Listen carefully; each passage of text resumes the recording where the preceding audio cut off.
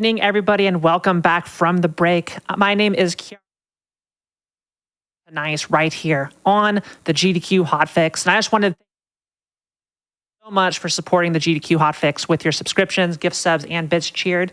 Your contributions help keep our shows running, so if you're enjoying the stream, consider subscribing for exclusive emotes, ad-free viewing, and access to chat during replays. You can also always support the stream by sharing the Games Done Quick channel with your friends. And of course, before we get into the awesome show that I have scheduled for you tonight, I want to remind you all as well that Awesome Games Done Quick 2026 will be live in Pittsburgh, Pennsylvania from January 4th through the 10th. It's going to be here before you know it. Registration is open, so be sure to register if you want to experience the event in person. You can visit gdq.gg for more info. Now, we like to do difficult things on Game Masters, sometimes extremely difficult things, but this is the first time we may be doing something that could be literally impossible. So I am joined here by Dragon Blitz, one of the best to ever do it at Castlevania Symphony of the Night, bringing us some attempts at the Castlevania Symphony of the Night Impossible Challenge. So, Dragon Blitz, why is this impossible? Why are you bringing impossible stuff that we're totally not going to be able to do on this stream? What are we in for tonight? Impossible challenge. The reason I bring it is because what if, the next run could be the run. You never know. It could. It could. The way this challenge works is this is a challenge of my own twisted creation in my brain, where Symphony of the Night is a game that I love. It's near and dear to my heart. I've been speedrunning it for almost 13 years now. Wow. And after that long, you eventually get to the point where you think, maybe I can make this a little bit harder on myself. So with the help of the Symphony of the Night randomizer, which you can find at soten.io, it is a web-based randomizer that just randomizes your game for you. You can read more about it there. I use that tool to randomize the game in such a way that it makes it even harder than it normally is. On top of that, throughout the entirety of the game, I will not be leveling up. I'm going to be at level 1 throughout the entirety of it. The starting room that I start the game in is randomized. The enemy stats, including their immunities and resistances, are also randomized. I can't use any spells. Normally in the game, you can do button combinations to have spells happen. You can't do spells in this randomizer unless you unlock specific relics that then unlock spells for you. That's not how it works in the normal game. So that's called the spellbound setting, basically, for the randomizer. I can't buy anything in the shop. I basically can't spend money in the shop. And also, the win condition is I have to defeat every boss in the game. So a lot of additional challenges on top of challenges. Oh, and all the best items in the game are just flat out banned. Like, they cannot spawn in. The randomizer just bans them from showing up. Yeah, you can't have too easy of a time. Yeah, we basically are using the bare minimum to try and beat the game with minimum stats. Oh, also, I forgot to mention, we die in one hit. We have 0 HP. Any amount of damage will instantly kill us. So yeah, not only that, it's a no-hit challenge on top of all of those other challenges before. Theoretically, I call it the impossible challenge because realistically, you should never beat this. However, I have, with different rules, slightly different rules, I have beaten this twice now. This would be my third iteration of the challenge that I've tried to beat. And I think it would just be amazing if we actually got the run live here on the Hotfix. Where the stakes could not be higher. Exactly. Either way, I guess we can go ahead and get started whenever you guys are ready. Yeah, we're ready whenever you are. So just go ahead and count us in, and we'll start. So the way this is going to work tonight, chat, is we are going to be doing this for 3 hours. And, Dragon Blitz, we'll see how far you can get, I'll be happy if we get some difficult boss kills in this. I mean, doing anything hitless, hitless challenges in general, are just super difficult to do for pretty much any game out there, especially ones like this. When I played through this, I played through Symphony of the Night for the first time 6 months ago. And let's say I got hit, no joke, in probably every single room in the video game. So. Yeah, it can happen. It can happen to anybody. I've died to almost every enemy in the game, even just playing the game normally. So it definitely happens. Oops. But let's just go ahead and count us in, and we can talk a little bit about the randomizer as it goes. So we're going to start in 3, 2, 1, go. Woo! Woo! Good luck. So yeah, we're... as you can see there, we're starting the game with 0 HP. This guarantees that any instance of damage or taking a hit will instantly kill me.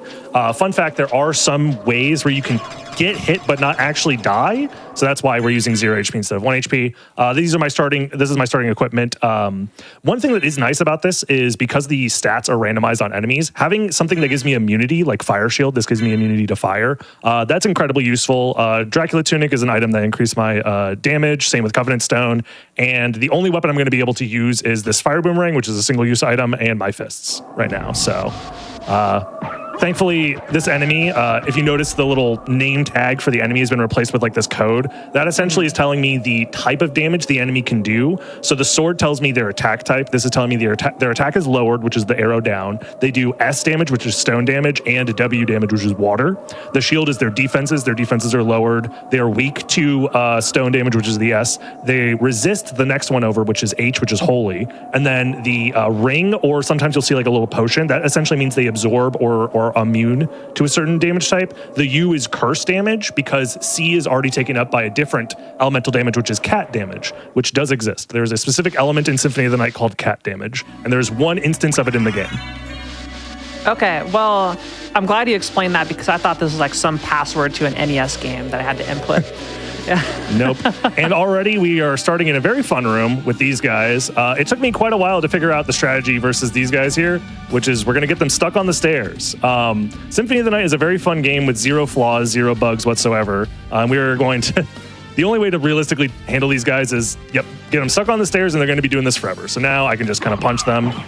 And thankfully, they don't resist punch damage. If they were immune to punch damage, this room would essentially become impossible. Oh, perfect. That's a great example of it. Yeah, so I think we're done. I think this attempt is literally over.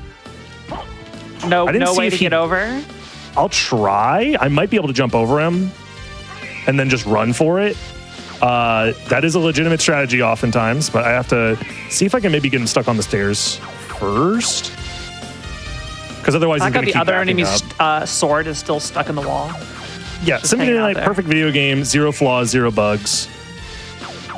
You know, they made this game on such a wonderful budget. Is he just not going to do the thing that he always does? Well, he saw his friends just go in there and get destroyed, so now he's afraid. Yeah, so he's unfortunately learned the lesson that stairs are not good for him.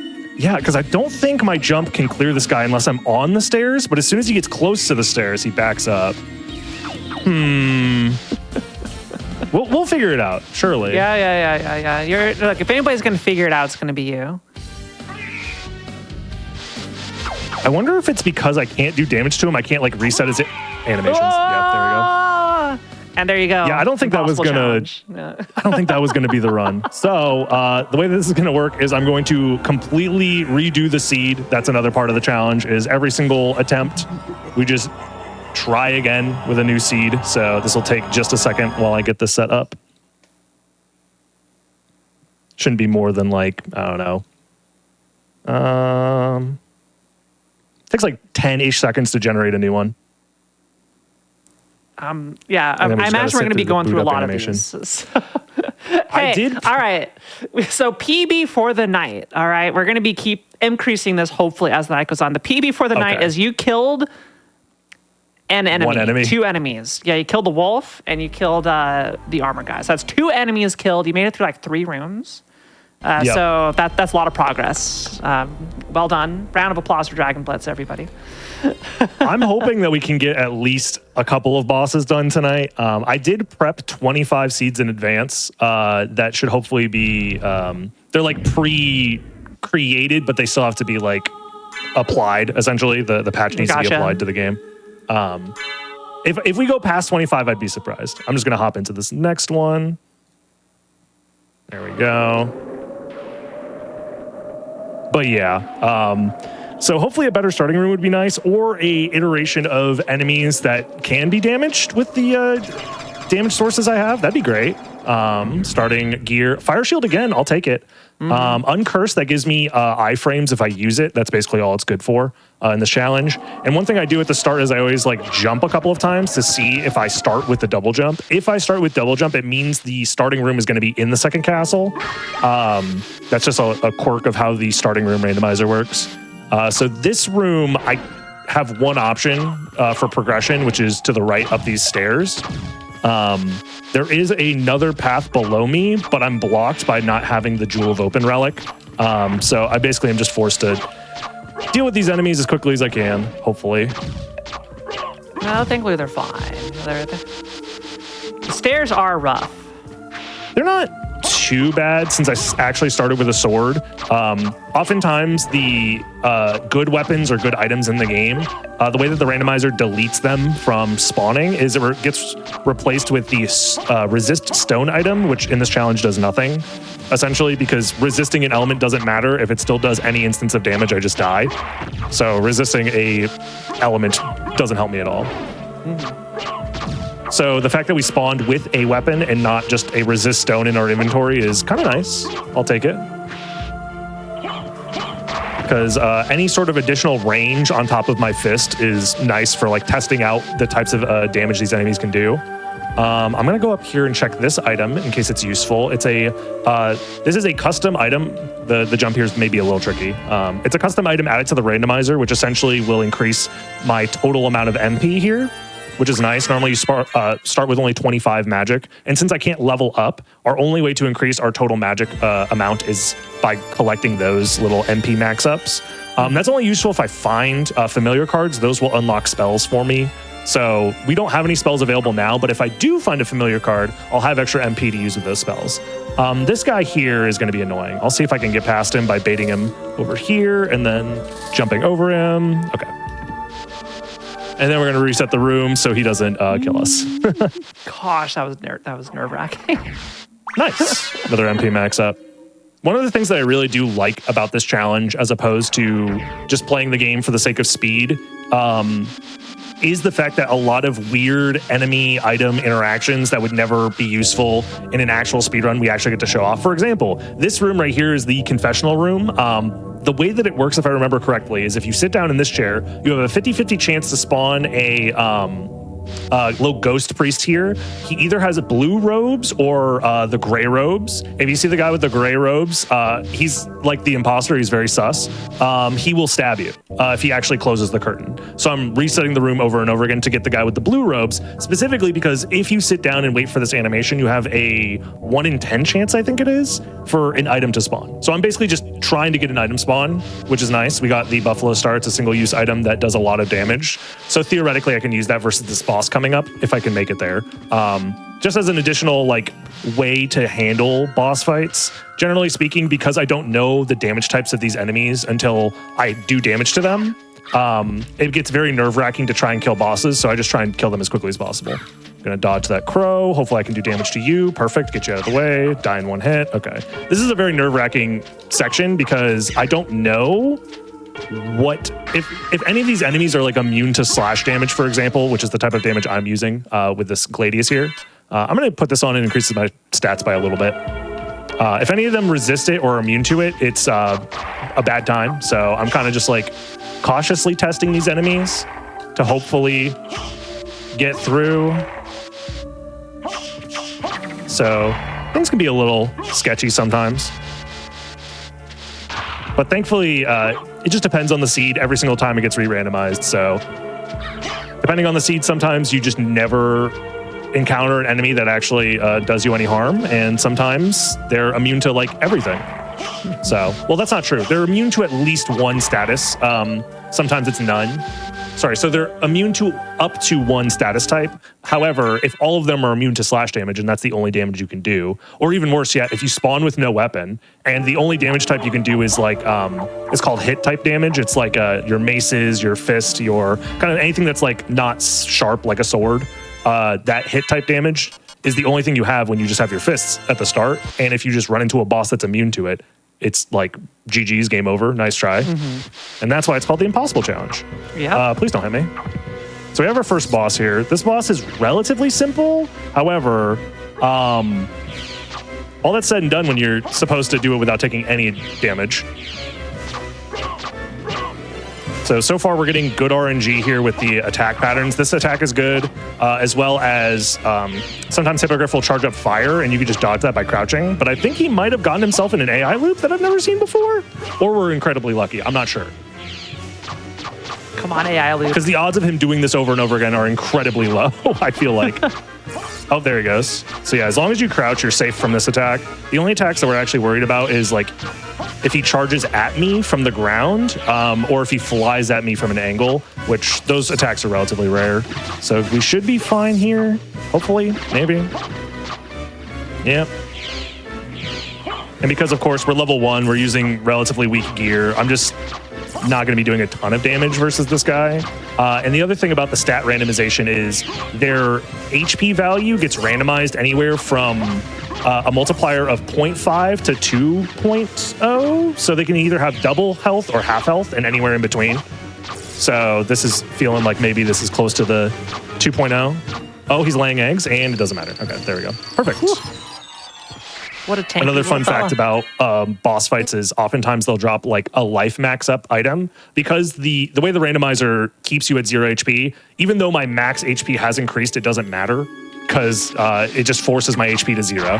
So I can't really do anything about that. Please don't hit me. Okay. I'm glad I timed that properly. These hallways are actually very scary with the bats, but we did it. And we might even make progress to a new zone. That's fun. Strength potion, that'll be useful. And we just found what is quite possibly the best item in this challenge as far as weapons goes, because there's very few weapons that are allowed to spawn that have like the throw arc that comes back to you. This is Chakram. So every time you throw it, it like goes in a little, oh God. I'm trying to showcase stuff. Please leave me alone. Oh man. Yeah, this is a very strong weapon. The only problem with it is I am in a bit of a predicament because it does slash damage the same as the Gladius here. It does more damage. However, once you throw both out, you are locked out of doing any attacks or anything until those the chakrams come back to you. So it's a pretty committal weapon, even though it has like a wide range that it can be thrown from. But I don't want to overwrite the fire shield because if at any point an enemy does fire damage, I want to obviously absorb that to prevent myself from dying. So we'll try this setup for a little bit and see how it goes. Hopefully it just works out.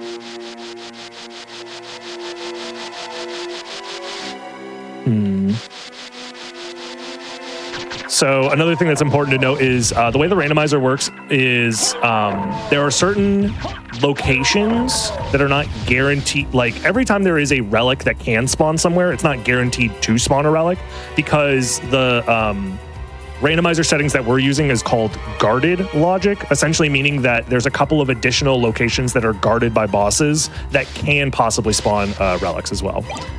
This is the Axe Lord armor. It's not great for a lot of things, but it can be useful for some boss fights. When you put it on, you are turned into a little axe armor guy, but your movement is severely hindered. So essentially, if I know that it's a good, like the axe armor moveset is good versus a boss, I'll use it. Otherwise, I probably won't use it. From here, the way that the game works normally is this warp at the start of the castle entrance here is always open. So long as you get to a certain warp room, you can always warp to this location. So we're using that to basically get access to the rest of the castle here like the normal way. So Oh, this is going nicely. we get to progress a little more. Yeah. Oh, another thing that's fun about this randomizer, which adds a little bit of suspense, is this is like a custom... No, it's not a custom sprite. I believe it's the map sprite reused for relics to essentially obfuscate what type of relic you're about to pick up until you pick it up. So here I got Leapstone. This gives me the double jump ability, which is nice. That just essentially puts you in situations where just because you can see what a relic is, you actually need to go to the relic and pick it up to figure out what it is. There's like a couple of locations where you could kind of like peek the relic and then leave before actually picking it up. This essentially puts me in a scenario where I have to actually pick up relics if I want to see if they're useful or not. Dynamite, it's a single-use weapon that can be useful for big damage. Getting Leapstone here is also kind of nice just for movement. It'll allow me to obviously like dodge things a little bit better. The other thing that I like about this challenge is I'm oftentimes going out of my way to do extra item checks because every single item can be the difference maker when you're one hit away from dying. There's normally an item that spawns there, but due to the limitations of the randomizer, sometimes randomly items won't spawn just due to getting it twice in a row. That's amazing. Sometimes they won't spawn due to like memory limitations, kind of. So the fact that I just did 2 item checks and they were literally nothing back to back is funny. Food items are basically useless as well. There's a lot of junk items that can come up just due to the fact that we don't need to heal ever because like we're 1 hit from death no matter what. So finding like food items that are meant to like heal you, or potions are a little bit different because technically when you use them, you gain iframes for about a second. So those are more useful than food items, which give you no iframes and just heal you and are a waste of time. Oh God, where did that axe come from? Okay, we're good. Gotta stay alert. I think I want to reset this room and do it the normal way. I was trying to figure out what's the best way to do it. With double jump, you can technically do a little bit of a skip that's faster, but we're going to play it safe here. This is the most progress I've made in a while, so let's try and hold on to this. Oops. So we're coming up on another boss fight here. I do have 2 different damage types that I can do, which is nice. Obviously, I have the slash type damage from these chakrams, but I can also just use my fists if I need to. So hopefully, I'm going to attack this guy, open up the map, which gives me time to read the damages and resistances of these bosses here. So I'm doing damage to Slagra, which is nice. Gaibon, on the other hand, I haven't done damage to, so I don't know. He's immune to slash. Okay, perfect. So we are going to need to change up our strategy here. There's a fireball coming for me. So yeah. Well, you know, you would think fire does fire damage in this game, but no, those fireballs I think are just hit type damage, even though I was immune to fire. This game's awesome. I love this game. Oh my goodness. Well, you know, we warned people at the start. You know, it's the impossible challenge for a reason, you know. Oh, yeah. I mean, I'm not expecting to actually finish this at all, but that fight is basically free if you're able to do damage to both of them. If at least one of them resists, or is immune, I should say, to the damage type that I do, the pattern that the boss does is a lot more aggressive, and it's very difficult to like handle both of them at the same time. Whereas if you're able to do damage to both of them, you can basically guarantee them to do like the same thing every single time, which it's very easy to dodge. It's very doable, but because they can just randomly be immune to my damage, it's always kind of a gamble going up against them. Alrighty. But next seed. The fun part of this is we get to see so many different rooms because we keep resetting the seed and we never know what the items are going to be next time. And then, you know. Exactly. New items, new enemy resistances, new spawn location. I'd love to see some second castle spawns. I say that, but I'm going to regret saying that immediately. But I do want to showcase how the second castle spawns work. So, I do kind of hope you finish this challenge soon, so that way you can make the impossible challenge something. Yeah. Yeah, so this is a fun one. We have the Tearfing, which is a weapon that has negative 30 attack power. So if I use this, it literally cannot hurt enemies. Like, it just phases through them. It's a joke weapon that the game has. So spawning with that is fantastic. So yeah, it's basically my only damage type is my fists. So we're just going to hope that that carries. Again, we spawn in the first castle, so we'll see where this takes us. And we're in Aurochs's quarters. Okay. I have a couple of things I can do, so let's try it. We're gonna ignore that guy for now. We're gonna open this little secret wall because there's 3 item checks over here. And hopefully one of them, no. Well, that could be useful, and no. Okay. Most of the time you find useless stuff. Power of Sire is pretty decent because it's just a full screen attack. One-time useful screen attack that you can use. So if I'm in a really bad situation, I might be able to pull that out. Those like floating sword things, when they fly up onto the screen, they don't actually have a hitbox, so you can just like run past them, which is pretty nice. They don't like get a hitbox until they're like locked in place. Okay. So one thing that I often do with enemies is every time I do damage to them, I'm basically checking to see how many hits it takes to kill. But the problem with that is I'm never 100% confident because if I just get a critical hit, for example, that could obfuscate how much damage I actually did, because you don't know how much damage you do in this game until you pick up the Spirit Orb Relic. Then it'll show the damage numbers on screen. So I'm kind of just guessing anytime I do damage to an enemy. I'm just hoping that I'm actually within the range that I think I am for doing damage. I'm opening the shortcut. My question is, I'm trying to figure out where I should go. There is a boss fight to my right. Theoretically, I could come back later with more gear and weapons and such, but I have that Power of Sire, and I kind of want to put it to use. So I'm just going to fight the boss and see what happens. I guess worst case scenario is they're immune to hit type damage, but like, you know, what are the odds of that? What are the odds of that? Surely nothing. So, okay, that's enough damage to actually kill that guy. You know what? Let's find out. And that's enough to kill that guy. Perfect. All right. I think that's good use for it. Just get a boss fight out of the way. See, never worry. And I yeah, believe you the whole time.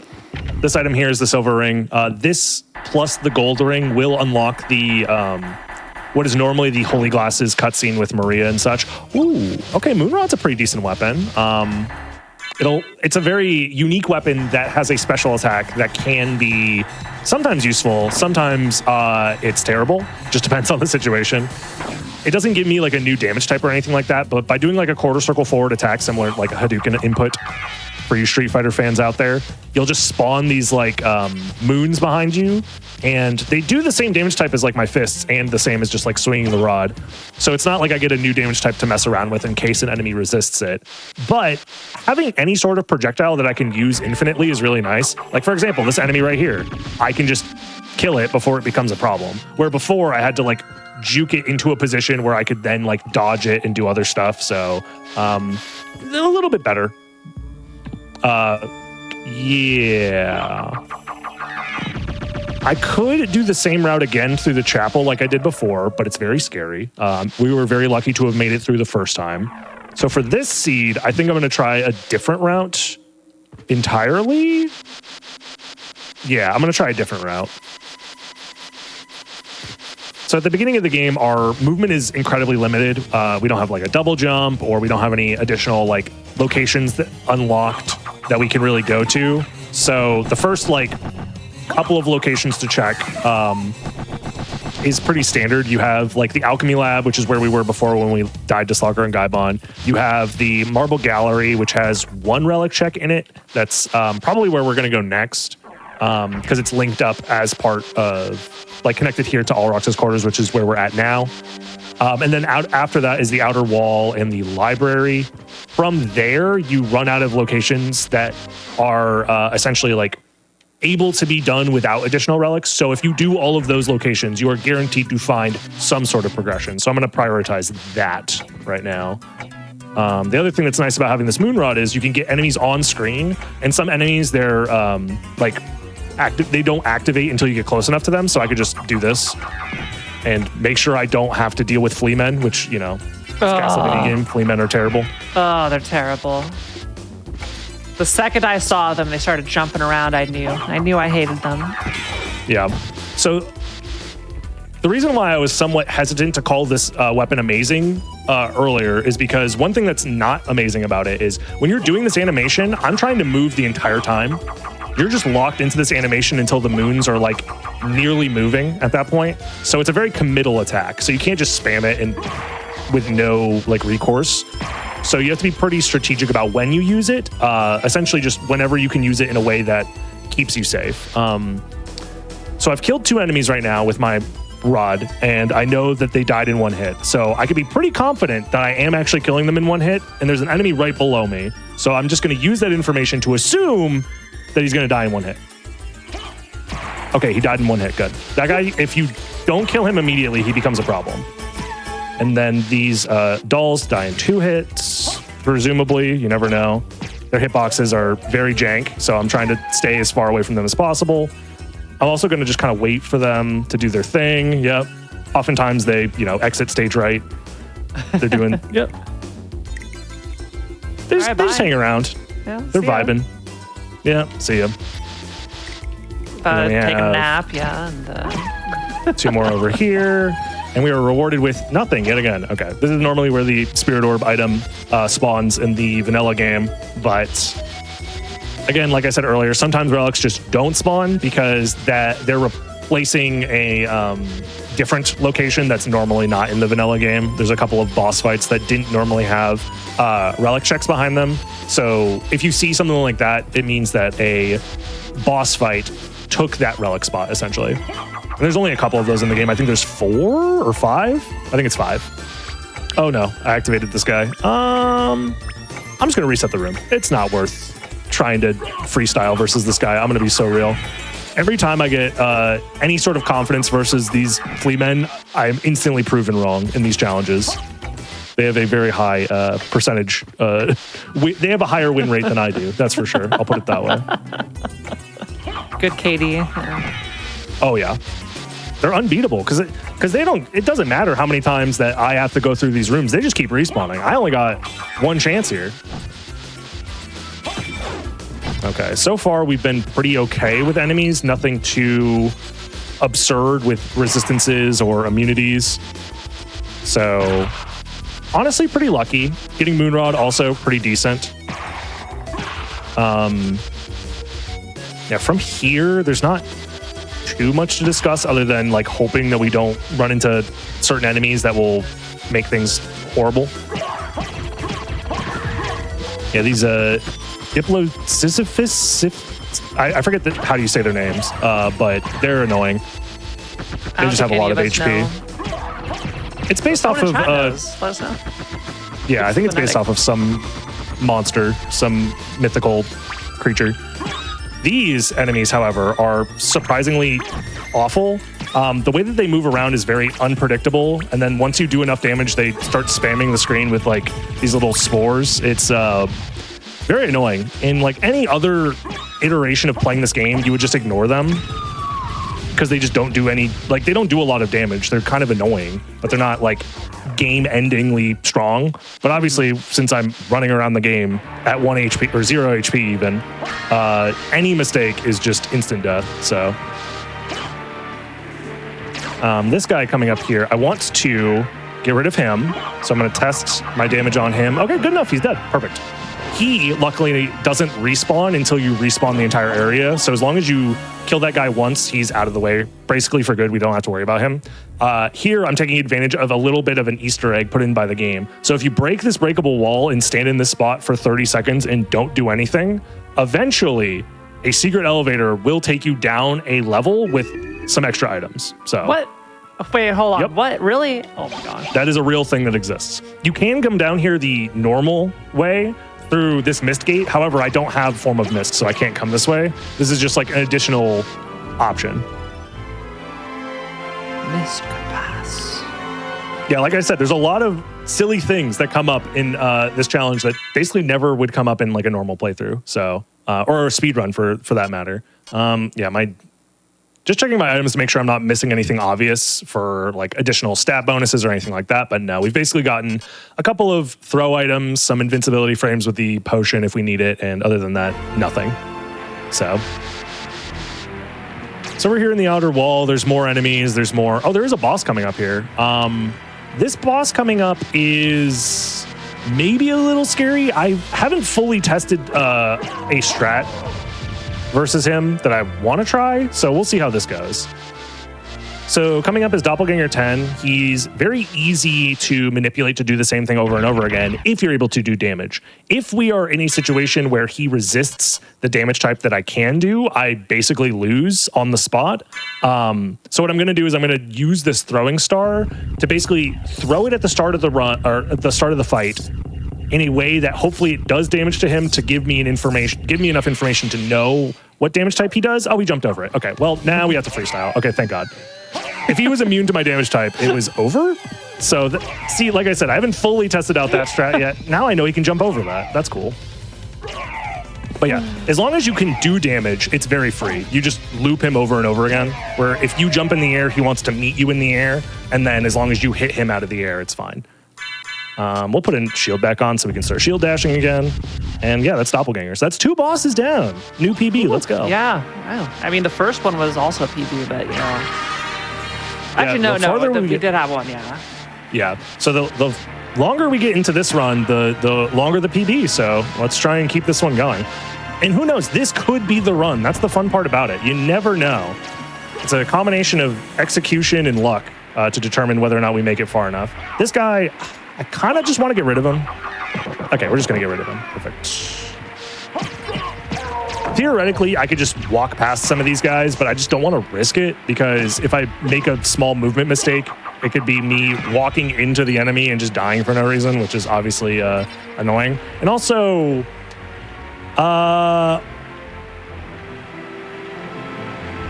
I know what happened. So this is supposed to be a relic. I think the Power of Mist, which is a relic that is banned. It essentially allows you to transform into mist indefinitely so long as you have MP. I had that removed in this challenge as well to make it even more challenging. So that's fun. Yay. So I think if the randomizer wanted to put Power of Mist there, but then it overrode it to be basically nothing. So now I have to either go to the library or check castle entrance. I'm going to use the warp to check castle entrance really, really quickly because this check is very safe and it's very fast to do. So let's go this way. I feel one thing with these types of challenges, it's a long game. There's a lot you have to do.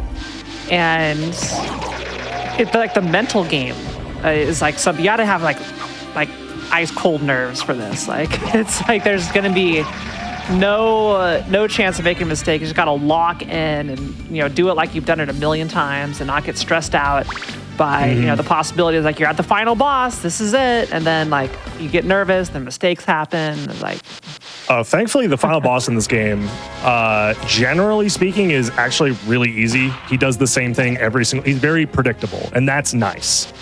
He's very predictable and easy to dodge his attacks. There are plenty of bosses in this game, however, that don't follow that pattern, and I'm much more scared of them. So we'll see how that goes. We are going to... So we just grabbed the gravity boots that was at the castle entrance location. This lets me do a big jump. You press down, up, jump. You do a big jump. So this gives me access to a couple of other locations that have potential relics. Soul Steel. Okay, perfect. So that's what I was talking about earlier. By finding what is normally supposed to be the fairy card, it gives me access to the Soul Steel spell. The only problem is Soul Steel costs 50 MP, and we only have 25. So essentially, I found nothing. Unless, theoretically, if I find enough MP max-ups to get to 50, I can do one Soul Steel. Let's go. And again, nothing down here. Hold on, is randomizer bugged? Hello? God, when Surely they there's the not progression out, yeah. Again? The odds of that are so slim. I cannot begin to explain to you how two of the same locations in two different seeds, both having exactly nothing. Also, we just found the best equipment item in the game. So in the normal game, Ring of Ares is obviously very good. It gives you just plus 24 strength, just guaranteed. The downside is that it reduces your defense by a lot. I forget the exact number, but you're seeing our defense go to 0 here. This is a no-hit challenge, so my defense being 0 means nothing to me. So I'm just going to take the extra strength. Thank you very much. This is going to guarantee a lot of safety because sometimes the strategy that is best for certain scenarios in a no-hit challenge is I'm going to kill you before you kill me. So being able to guarantee extra damage is very nice. So, I mean, Moonrod, extra damage from the what did I just call it? The Ring of Ares. I knew what it was called the entire time. I didn't have to double check. It was for the audience. This is feeling pretty decent. Again, nothing is ever guaranteed in the impossible challenge. And oftentimes you still find yourself in impossible situations like 5-10 minutes in. Usually once we get past like the 10-minute mark, it's like, okay, if anything happens to me, it's usually a skill issue and it's not like actually impossible, but we'll see about that. Just want to double check and see if there's anything else I want to try and do versus these guys. I think I'm going to have the Flame Star as a backup in case either of them resist the Moonrod attacks. So let's do this while they're off screen. Okay, that just killed him. Okay, so he is immune to curse damage only. That's fine.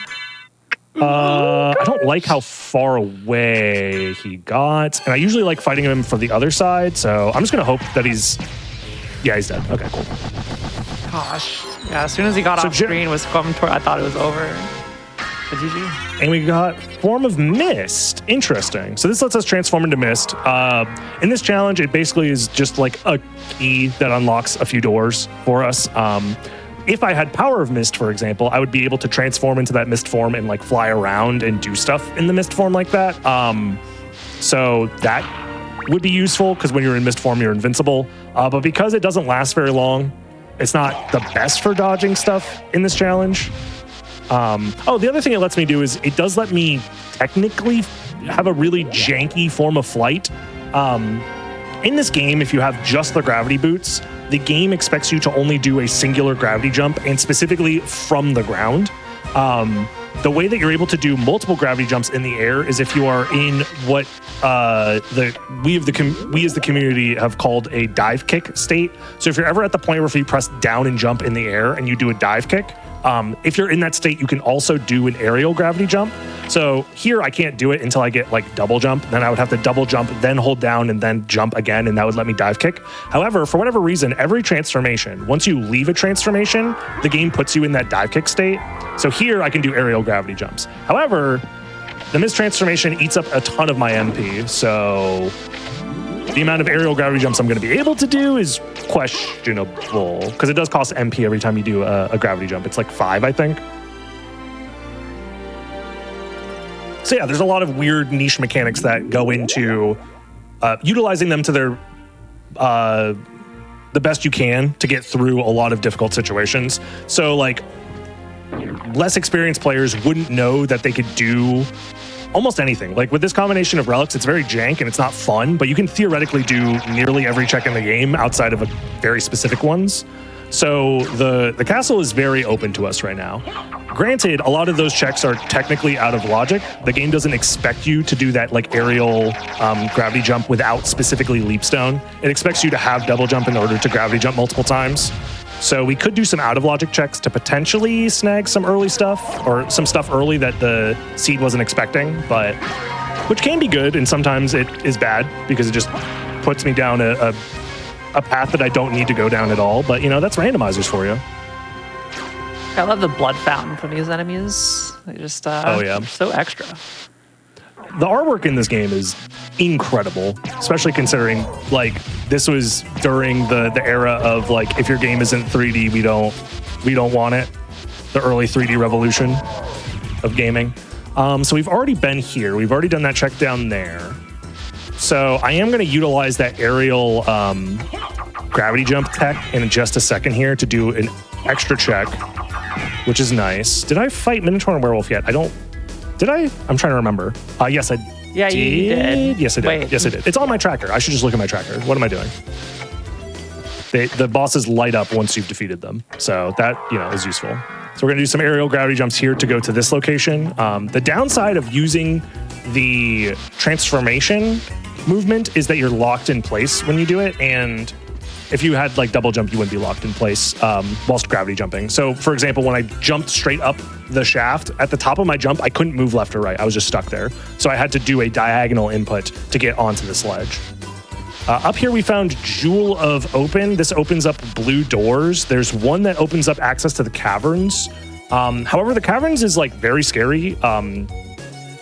Specifically because water damage exists in this game. Until you get the holy symbol, which is the snorkel item on the tracker, until you get the snorkel, you just take damage as soon as you like have anything above your knees touch water.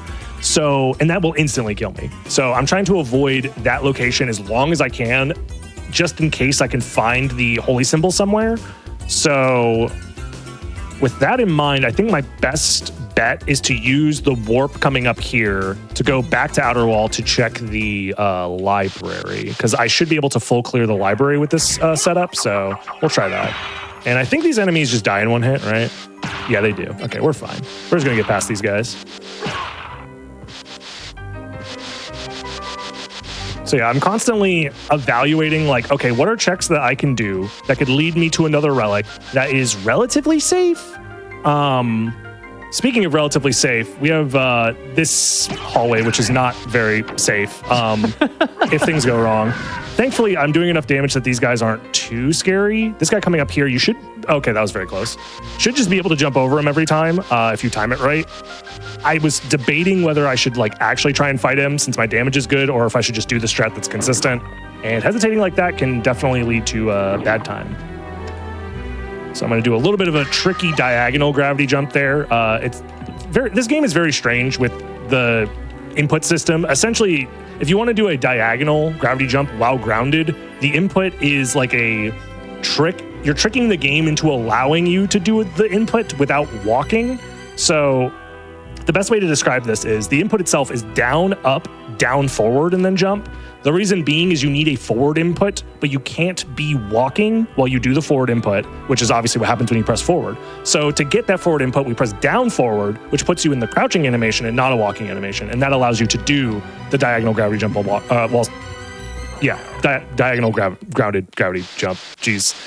The tech in this game is very weird and obscure. A lot of people don't know how to do that. In fact, there's very often, anytime I like post a video or like am streaming this game and someone sees me do that without, generally speaking, one person will come into the chat and be like, wait, how did you do that? Because it's very obscure. Like, who thinks to press down, up, down, forward in order to do like a giant vertical jump diagonally? Like, this game is silly. I was going to ask if you didn't explain it beautifully. I would have been that chatter. Yeah, because if you just play the game normally, it's like you never would do that in normal gameplay. So it's like, how are you doing that? The same thing with like the aerial gravity jumps. A lot of people think that the like doing gravity jumps in the air is like inconsistent because they don't understand that like sometimes they can do it, sometimes they can't. What's really happening is they're not realizing that sometimes they'll double jump before going for the aerial gravity jump, and sometimes they won't. And if you've double jumped, that puts you in that dive kick state I was talking about earlier. So it just comes down to the game's mechanics are a little obtuse sometimes. And like a lot of this stuff I actually didn't know about until I started playing the randomizers more regularly, because in normal speedruns, most of the time this stuff just doesn't come up. But when you're given like a random loadout or random setup of relics and items, that's when it's like, okay, actually knowing every little... That was close.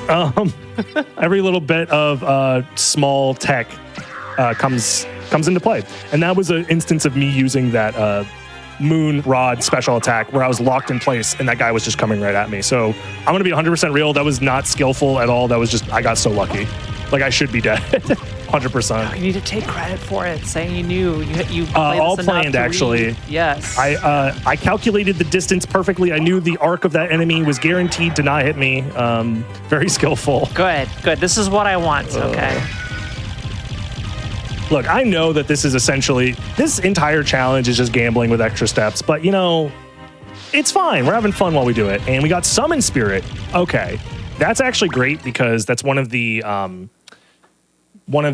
spells that you can actually do consistently. I think it only costs 5 MP. It's very fast to do. And one thing that's nice about spells in this game is not only does the spirit like get summoned and fly out and do damage for me, but after doing the spell for about, it's like a little less than a second, you have iframes. So sometimes I'll utilize those iframes in a way to get past certain enemies or to like cheese certain things, which hopefully I don't have to do any invincibility frame cheese, but you know, sometimes it comes up.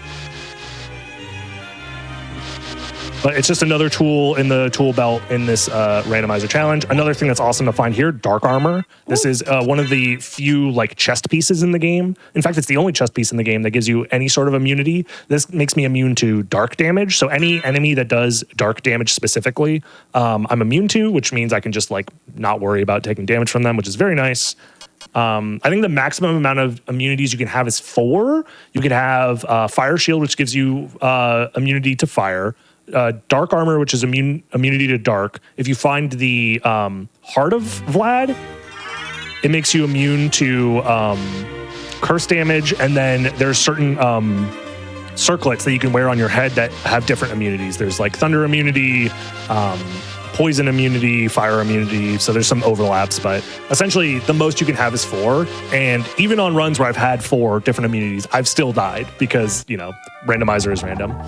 One thing I'm doing here is I'm checking the relic that this guy has. It's just Fire of Bat. It's set to 0 money. So the way that the rules for buying stuff in the shop is that I'm not allowed to spend money, which means I can get this relic if I want to. And like, sure, I guess I'll get it. Fire of Bat is only useful if you have the Bat relic, which I don't have. So it might come up later. It probably won't. So there's another relic check we can do here that's normally locked by the Mist relic, which is what we got. but it's also guarded by a boss. However, the rules are that we have to kill all the bosses to beat the game. Like literally, if you get to the end of the game, the only thing that will open up the final boss room is if you've already defeated all the prerequisite bosses. So like it is like we are forced to do that. So since I'm already here, we'll try it. This hallway is very annoying, however, because it's full of some of the worst enemies in the game. But I have spells. I have options for dealing with them. I'm just going to hope that things don't go wrong. Okay.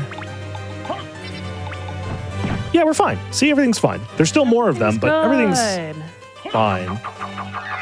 So the reason why that's so scary is because the flea armors, the ones with the axes that I'm running away from right now, once you do damage to them, they then pop out of their armor and become flea men, just normal. So you have to kill them twice. They're both very erratic in their movement. It's like they are the worst enemy in the game by far. You can't just kill them in one hit. They bounce around like crazy. They're horrible. Thankfully, I have a decent combo for dealing with them with spells, which does not normally happen.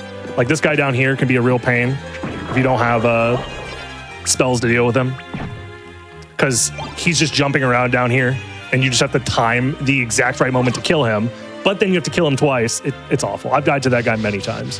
And your reward for doing all of this is a boss fight. So I'm just going to double check and make sure. Is this really the loadout I want to be using here? Probably. Theoretically, I could try and use the bat pentagram. It's a single use like screen attack that does a lot of damage, but I don't know. Do we need to use it? I don't know. That's the fun part. We don't know. We're not going to know until we try. I think I'm going to try just throwing shurikens at this guy. I'm going to do this. Spawn him in, do a bunch of damage. He's immune. Okay. Not only is he immune, he actually absorbs damage from I might not be able to kill this guy. Oh no. I might not be able to do enough damage to kill this guy. And I am now trapped in the boss room with him.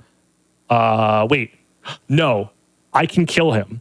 The tier thing that we spawned with at the start of the game, I technically can do 8 damage per hit with this because it's like minus 40 damage or whatever on the tier thing. But because I have the Ring of Ares, it's enough to get it over the 0 attack threshold.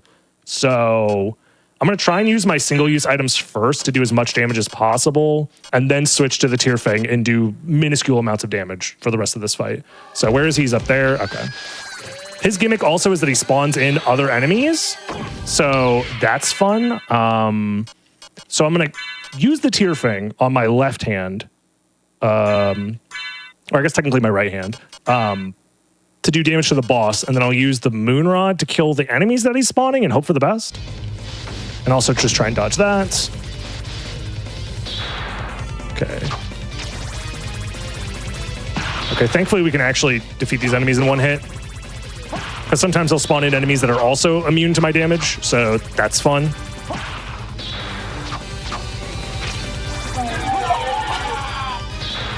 Dude, did that seriously not hit him? Oh, I must have been pixels away from hitting him the first time. No. Oh, brutal stuff. I was feeling pretty good about this one. Unfortunately, the absorbed damage is too much. Yeah, it's brutal. Yeah, even with like some of the best gear that we could really hope for, and like decent relics too, and spells even. For those wondering, I can't do spells because they're the same damage type as the moon rod, which is the same damage type as my fists. It's all hit type damage, and he absorbs all of it. So not only would it hurt me to use those, it would heal him. Like it would not help me in my situation at all. It would actually regen his health. So I just had to, make up a plan on the fly, and it theoretically could have worked, but skill issue, et cetera, et cetera. You guys know the deal. Fun stuff. That was only 3 seeds in, and we made it pretty far, I want to say. That's like how many above bosses? average attempt. How many bosses did we have down on that one? Up the last, was that 4? I think 4? 3 or 4, yeah, something like that. I lost counts. You know what? I'll give you 4. Chat can correct us if we're wrong of how many bosses we killed. Oh yeah. But I want to say it was 4, right? Anyway, on to the next one. Surely this one will be even better. We're just going to keep getting better all night long. So far that is the trend. So, maybe it's me just warming up. Maybe it's I'm just waiting for the exact right RNG to come across my desk here, but we'll see. I'm connecting And the at the end of the dots. I'm doing the trending, and it's all up from here. Oh yeah, for sure. I mean, at the end of the day, it's also just fun to like test myself in a way in these like really obscure, weird scenarios to see if I even have a win condition, because oftentimes we're just going to be in situations that are literally unwinnable. Karma coin, this is a fun one. Chat, guess right now if this is going to land heads or tails, because that's what the item does. You flip it, it'll flip either heads or tails, and it's a different effect depending on which one. Again, no second castle start yet. I can't wait to show that off, but I guess for now, we're going to spawn somewhere random in the first castle, which is here. Okay, this is in the marble gallery, but I don't want to go to the right. I want to go this way. Reason being is there's a relic check right over there, which could open up a completely different route for me. These enemies absorb hit type damage. That's the little pound sign at the end of their item code. And it's Leapstone, nice. So thankfully I have a sword. If I didn't have that sword, I wouldn't be able to damage them at all. So that's cool. With Leapstone, which direction do I want to go? Theoretically, it's faster if I go this way. But there's some scary enemies. But also we have the Karma Coin. So the Karma Coin will definitely keep us safe. Mm-hmm. Last chance, guess heads or tails. We're going to throw it in just a second here. Seems universal to heads. Well, not quite, but heads is winning. Absolutely. Okay. So we have the enemy off screen. I'm going to throw it. And we got... I'm sorry, chat. It was tails. It was tails. And, oh, thankfully that guy's weak to slash. So he died in 3 hits. Nice. Hold on. Chat might have been unlucky there, but maybe the luck is turning around for us. This room could be a little scary because we have enemies that kind of spawn out of nowhere. So I'm just going to try and play it safe and react accordingly. Hopefully. Boo, boo, boo, boo, boo. Don't mind me. Normal gamer noises happening here. We're using chat as a sink for bad luck. So everybody watching this right now, just be careful the next couple days. You know, maybe wear some protective gear outside, because don't walk under any ladders, don't break any mirrors, because it may just not end up well for you with how much bad luck we're throwing on you today. That was another enemy that's normally pretty difficult, but had lowered defense randomly. So like, the luck keeps coming our way, because this is honestly a very risky route to go for. It's just kind of faster, which is the reason I wanted to do it, because it just gets me to another relic faster than the other option. So I'm pretty chill about this. And we find Silver Ring yet again. It is not useful on its own, but in combination with Gold Ring will give us an additional check on top of, oh gosh, oh geez. Okay, we're fine, everything's fine. The other thing I'm noticing is those dolls also immune to hit type damage. So again, if I did not spawn with the sword, that's another enemy that I just would not be able to damage at all. Mm-hmm. So this sword is hard carrying, that's for sure. I just got the Peanuts item there.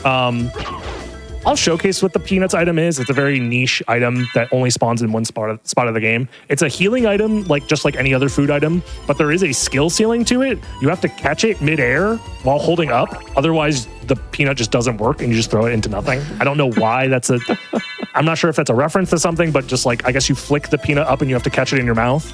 Yeah, you do have to catch it in your mouth. So fun fact, if you ever see the peanut item in Symphony of the Night, that's how you actually use it. If these guys are immune to slash, I should have my fists ready just in case. Okay, we're good. Again, every single enemy I'm basically like testing before I can feel confident whether or not I can actually kill them or not. So,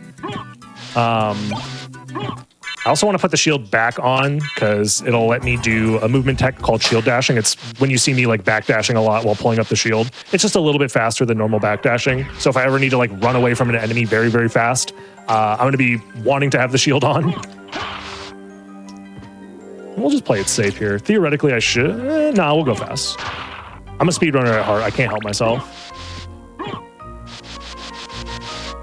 Sometimes I just debate with myself whether I should like wait it out, do the safe strats versus enemies. But it's like, sometimes if I know I'm just going to kill them in one hit, I'm just going to go over there and smack them.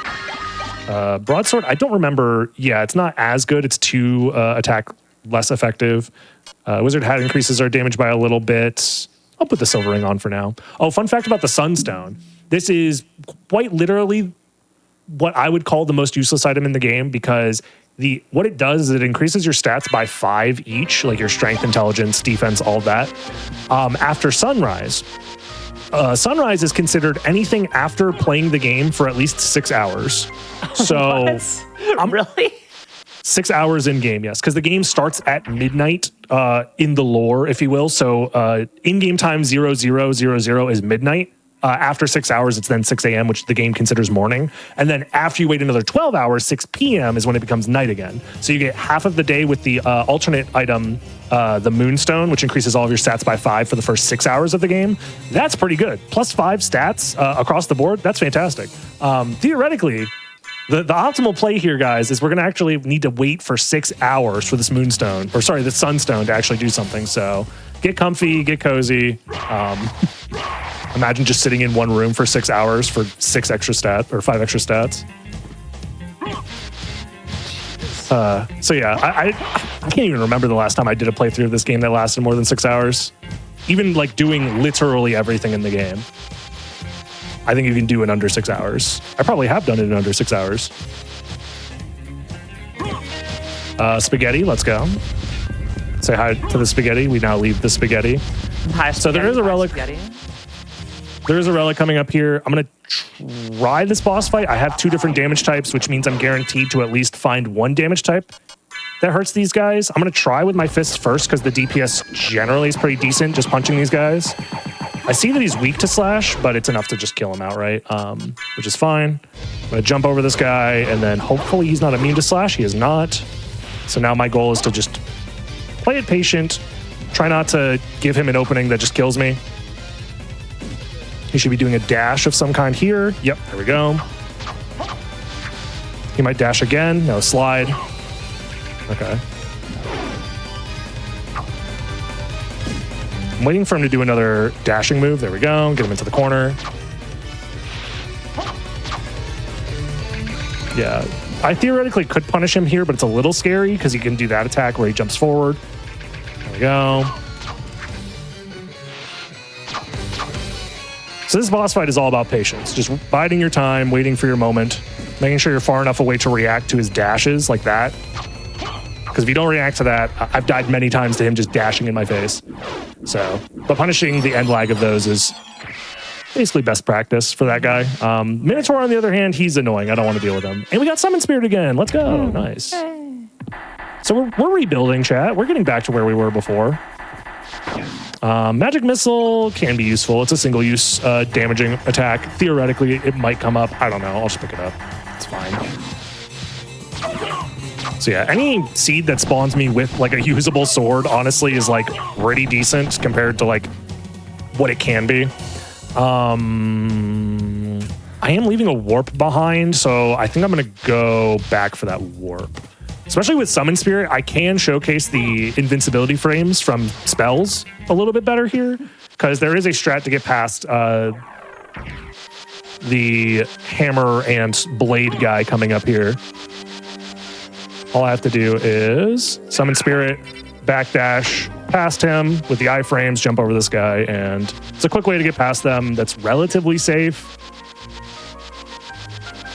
Theoretically, it looks scarier than it actually is. The iframes last a decent amount of time, but I've definitely mistimed the iframes and have died there many a times. It happens. And it's a little bit scarier this way because this guy's going to be chasing us. And you also have to delay a little bit there because he's holding the hammer above his head, and you could just backdash into the hammer if you're not careful. So, unfortunately, the best decision right now is probably to go through chapel again. Unfortunately, I just hate going through the chapel early because there's just so many enemies all the time, and all it takes is one of them to be like immune to slash when I'm not ready, and the run's over. However, alternatively, my options are to go through the clock tower to get to the castle keep, and the clock tower is even worse because it's just enemies that are constantly flying, randomly spawning. It's miserable. So we're going to choose the horrible but less horrible option here. And just hope for the best. Since I have Summon Spirit, I am going to test it on this guy and see if I can just get him out of the way. Because there are some item checks that I can do over here. And in a challenge like this, doing as many item checks as possible oftentimes just helps you out in the long run. There's the Axe Lord armor again. Probably won't be using it because it's a little bit awkward to use, but Fire Boomerang up here. And we also get to do one of my favorite strats, which is after I get this corner guard stuck here. Should be able to just hit him from here. What I'm going to be doing is hopefully killing the bone pillar. Oh no, is he immune? I can't tell. He's immune. Okay, so the spike ball is not immune, but the bone pillar is. I'm trying to kill the bone pillar while keeping the spike ball alive. There we go. So now the spike ball is going to fall down the stairs, doing damage to these enemies for me. And I just have to keep it on screen the entire time, hopefully. Yeah, there we go. I wasn't sure if the spike ball did... It looks like it's doing fire damage based off of the animation. I guess I could showcase that here. It's like orange and red. So is it doing cut damage or fire damage? I can't tell which. Because normally if they flash orange, it's fire damage. But if they flash red, it's cut damage. Maybe it does both? I don't know. Because I have had instances where I lure the spike ball all the way down, and then the bone pillars are immune to the damage type of the spike pillar, or the spike ball, I mean, and it's very annoying. That item that I left back there, yeah, that item too, they're just sellable gems, and the shop is useless in this challenge, so we're just going to ignore them. I just want to check to see if any of these are useful. Nope, another sellable gem. And last chance, I theoretically can grab this, right? Yeah, okay. That's a monster vial. It's an item that spawns in a little monster friend for like a second. Can be useful. But most likely won't come up. Fun stuff, fun stuff.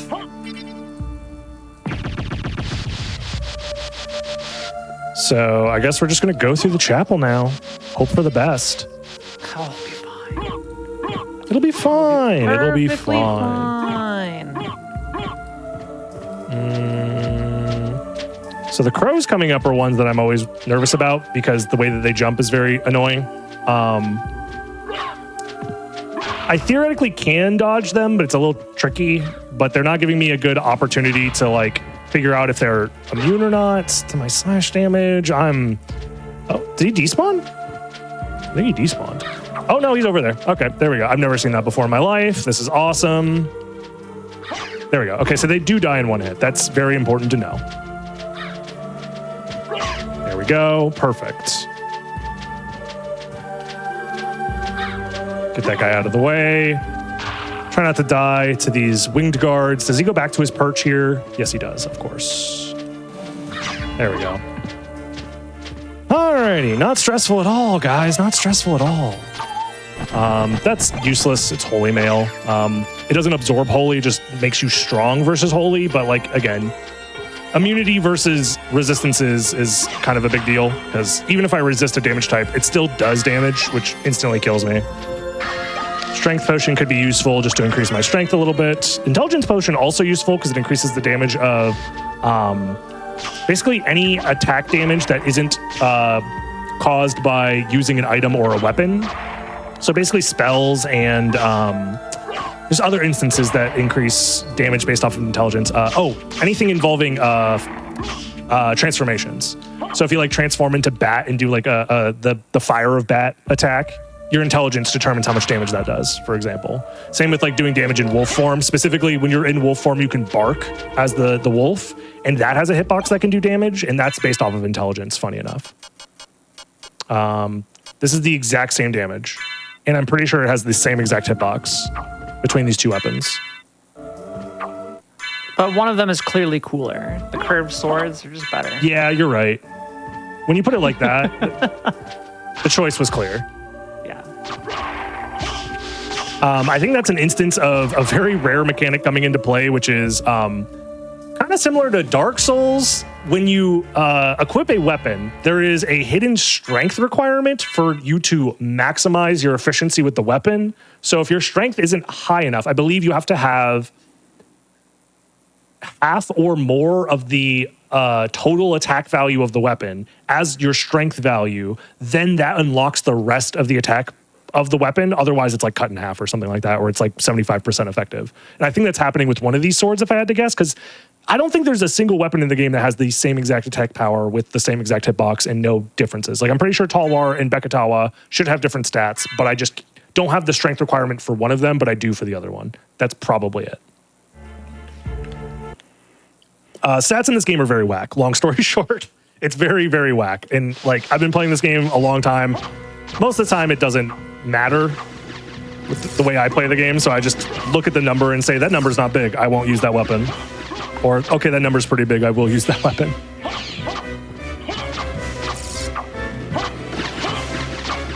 All right, back to this guy again, who hopefully won't troll us with any weird attacks.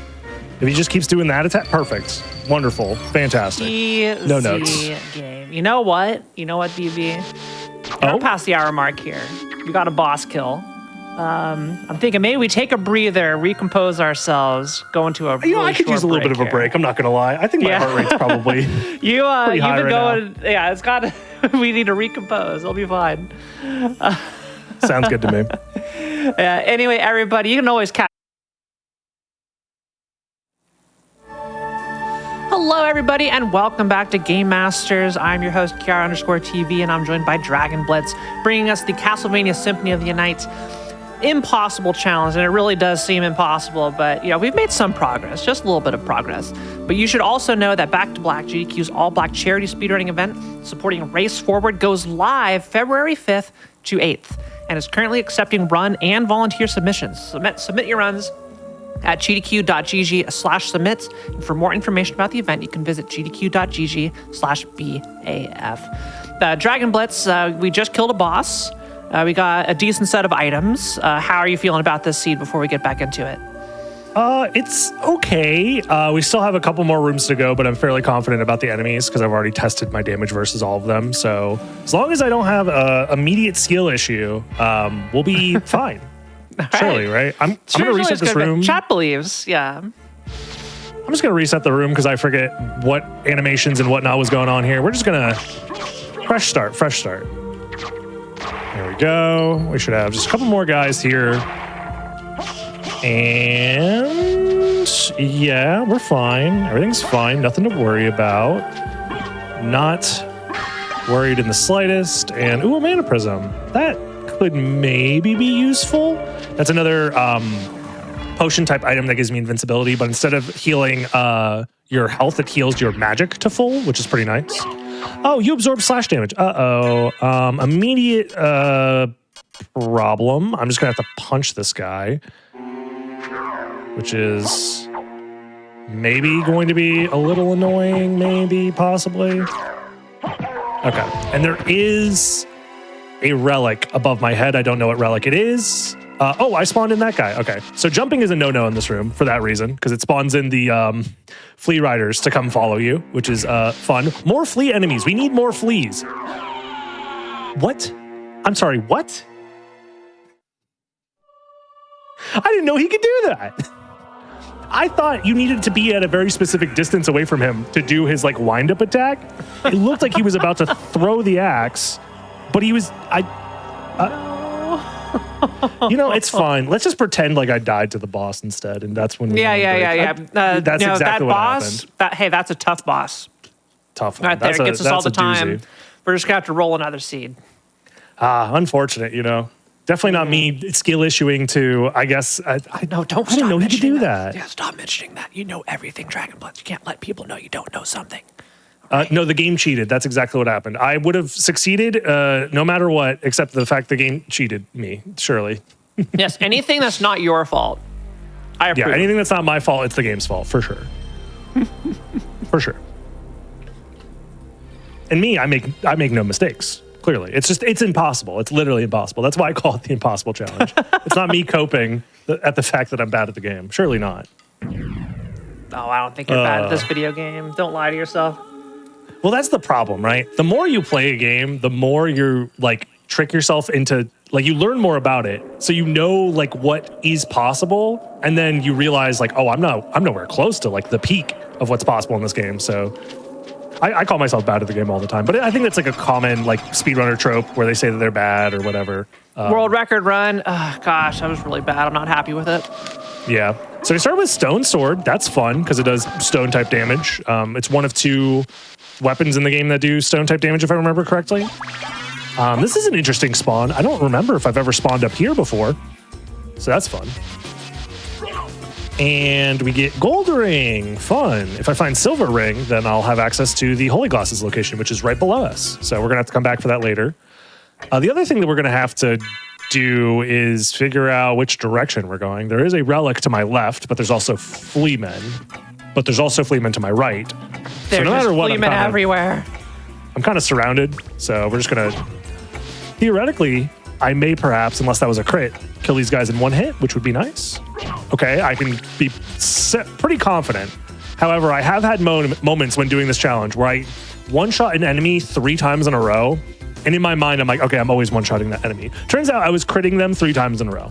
So it can happen. And you just don't know because I don't know how much damage I'm doing until I find the Spirit Orb relic. So one thing that's nice about the Stone Sword as well is the type of damage that it does freezes enemies in place for a little while. It's unique to this sword. It's like a unique attribute that's only on the sword. So that can be useful. Sometimes it messes me up because I'm used to enemies like moving a specific way, and seeing them completely freeze after I do damage to them can sometimes throw me off. But, well, it just won't happen.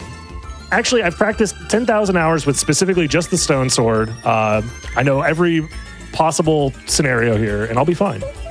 Right? Yeah, of course. All right, let's wait for these ladies to figure out where they're going. They have like oddly weird patterns as well, and terrible hitboxes. Holy Glasses, okay. So that does give me access to the inverted castle. I have to save Richter to do that, and I also need some way of like what we call flight in the community. You need some form of flight. Whether that's Leap Stone plus Gravity Boots, that's considered flight. Soul of Bat on its own is considered flight. Normally, Mist plus Power of Mist also is considered flight because you can use that to fly around. But Power of Mist isn't going to show up in the seed because of the restrictions of this randomizer challenge. So basically, Leap Stone, Gravity Boots, or Bat will count as flight for us, which would be pretty useful generally. But it also gives us access to the second castle, which is kind of scary. Because second castle, enemies are a lot stronger there, and I'm not going to get any stronger outside of getting new weapons, so we are not leveling up at all. Hey, you're going to have to do it eventually, so get it out of the way now. Yeah, it's one of those things where you have to... Theoretically, if I was like super mega... Okay, you're immune to stone? Since when? I mean, since the start of the seed, but still. That's like so rare. Jeez, that's scary. Theoretically, the optimal play a lot of the time is to, if you are going to a situation that's kind of scary, you want to just come back later after doing item checks in case you find the thing that you need. But the problem is that everything's scary. So you can't just delay doing everything. So at some point you have to make a choice. Oh. And sometimes your brain gets mixed up because you think you one-shot an enemy, but you actually two-shot it and your muscle memory kicks in. And, you know, I didn't like that seed. That seed looked at me wrong. Nah, didn't like the Stone Sword. No, Stone Sword is, it can be good, but it also is just low damage as well. Like, it's one of the lower damage weapons in the game, so we're just going to pretend like we, you know, let's just not, we're going to forget about that one. It didn't happen. And this is where the meta level of the challenge starts to kick in, where this is my 6th seed, so now I have to wipe my brain completely of all previous, like, damage types and, like, enemy statuses and whatever, and just, like, each seed is a brand new experience, and I have to, like, take it as it is. And after you do these for a while, your brain starts to be like, wait, which seed was it that I had is this a one-shot, is this a two-shot? And one slip-up is all it takes. One slip-up is all it takes. But it's fun. I like to tell myself it's fun. And okay. Ring of Fëanor, I think is how you say that. It's some Tolkien reference, if I remember correctly. But it does increase my stats by a lot, so I'm happy about that. And we're immune to ice damage, so we might be able to showcase some immunity soon. Oh, double jump. Oh, great. So now we're going to spawn in the second castle. So I get to showcase that second castle spawn. But one thing that's also nice about this is starting with a fake version of Leapstone and Gravity Boots is how you're able to actually maneuver through the second castle. That's like the way to solve the fact that you're in there out of logic with the random spawn. But we can take advantage of that to do this check a little bit early, which is nice. But now let's see where we spawn. Oh, this is one of the better ones. Okay. So I instantly have access to the first castle by going to the right a little bit, but I could also do a couple of item checks along the way, which is probably what I'm going to do. I also have a boss fight to my left. However, doing that boss fight now, very scary because I have just my fists to do damage with. So it's like you're hoping that he's not immune to fists, or it's a very early exit. Exactly. So I'm going to do some item checks, and I'm going to decide if I find something decent, I might consider fighting the boss early. Otherwise, we just, ooh, that's pretty decent. It's scary, but it's decent. This is what's called, the Zweihander is one of a specific type of weapon, which we call a thrust sword. It's a two-handed sword that if you press back, forward, and attack, you'll do this little thrust that like forces you forward and you hover midair. This is important because it gives you a dive kick afterwards, which is that dive kick state I was talking about earlier where you can gravity jump after this, which is really nice. So sometimes with just gravity boots and a random thrust sword, you technically get like a janky version of flight that way. The downside is when you use this for combat, sometimes you want to reposition yourself and then turn around and attack. But if you do it too quickly, you accidentally thrust directly into the enemy and die. That has happened to me many times. So you have to be very deliberate with your inputs when using this type of weapon. But right now it's the best weapon I have access to, so I'm gonna use it and just hope that I don't make a mistake. We're gonna do some extra item checks. Nothing too useful. I'm just basically skipping items that I know do literally nothing. Ooh, Jewel Knuckles, okay. That's basically just my fists, but better, so that's nice. So now I have two decent damage types that I have access to for both slash and hit type damage. So I can be pretty confident to try and fight this boss. It's not going to get much better, so let's try it. You know, the point of the challenge is to fight some bosses at the end of the day. So we'll try it. This guy can be pretty annoying because he has like a wind gust attack that can kind of come out of nowhere and just like almost kill you. I might try the dynamite here, actually. The thing that's funny about the dynamite is I think it has a 1 in 8 chance to be a dud. You just throw it out and then nothing happens. So we're going to hope that that doesn't happen to us, but let's see what happens. That's a good detail. Oh, never mind. It was perfect and it killed him in 1 hit because he was weak to fire, and that does fire damage. I think that's why I killed him in 1 hit. So that's pretty decent. I'll take that. Nice. And we get Tetra Spirit. That's a great spell. Fantastic spell to find. All right, Who we're would have so thought back. the run would start in the inverted castle? Yeah, inverted castle spawns are very scary, generally speaking, but sometimes you can get some stuff taken care of out of the way early, and I kind of like that. And you can get extra relic checks done. Like, for example, I don't like doing this, but I'm feeling maybe a little confident after seeing the Tetra Spirit here, as well as like that boss kill. So these enemies generally have very low HP, but they're a little annoying to deal with in the normal game. I'm going to just test my damage on them using the Tetra Spirit. See how much... Okay, it seems like they're very weak, which is nice. So I should just be able to kill them in 1 hit, hopefully. Yes. I can be pretty confident about that here. Okay. That's pretty nice.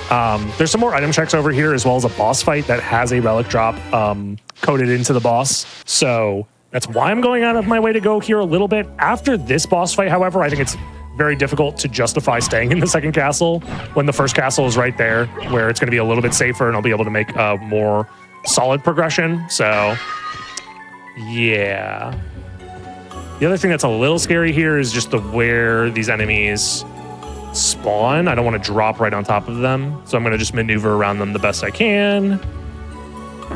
They just kind of float there. They're chilling.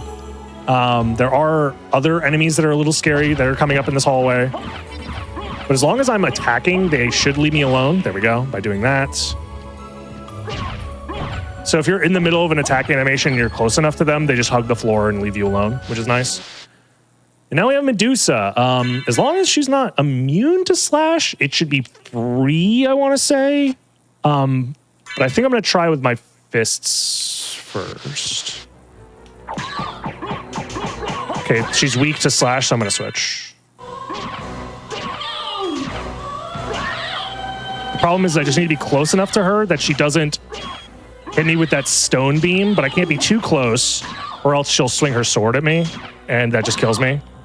So I just have to position myself properly, and okay, we actually made it through. Very nice. Not bad. And we got nothing. Okay. I think we've pushed our luck as far as it's going to go in the second castle. I think I'm ready to call it here. So let's go back to the first castle where it's relatively safe. Not actually safe, but relatively safe. Let's get these balloon pods out of here. Jump over here. I should be fine if I do this jump like that. Okay. And we know that we one-shot these enemies coming up, so, you know, not bad. We're doing okay for ourselves. Things could be a lot worse. 2 bosses down. Have decent stats. Could be worse. Okay. Even though I know I kill those guys in one hit, it's still nerve-wracking to, like, I don't know. The trust that you have to build. Yeah.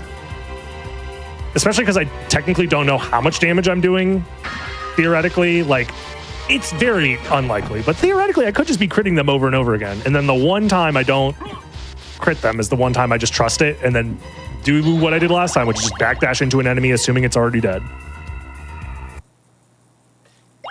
Okay, so fun fact about the second castle starts is you're able to use the warp to go back to the first castle like normal, but as soon as you cross a specific threshold, which is this right here, this little pillar in the background, as soon as you cross this threshold, the game will then load in the regular version of this room again, which if I were to go back here, you can see the screen stop scrolling. If I were to go into this load zone, I would then have to fight Richter, which leads to the bad ending if I kill him. Or if you have the holy glasses, you then hit the shaft orb that's like controlling Richter a few times, and then that enters you into the second castle. I don't want to do that, obviously, but that is how we're going to have to re-enter the second castle. So until then, we're kind of just exploring. Oh, great. I found an opal circlet. Well, I already have the opal circlet. That's fun. Ooh, another dynamite. I'll take it for sure. And we got the crystal cloak. So I guess new drip. Doesn't really matter as far as damage goes, but different cape color. That's fun. So there is a relic below me that I could try and get, but it's a little scary. I think theoretically the optimal play here is to fight this boss next to me and do a few item checks before dropping down there. So I'm going to do that because this boss is very free so long as I can do damage to it. Okay, that's ridiculous. It's immune to hit type damage and it resists slash. But thankfully I have slash damage. Otherwise this would have been another impossible situation. Oh man, I love this challenge.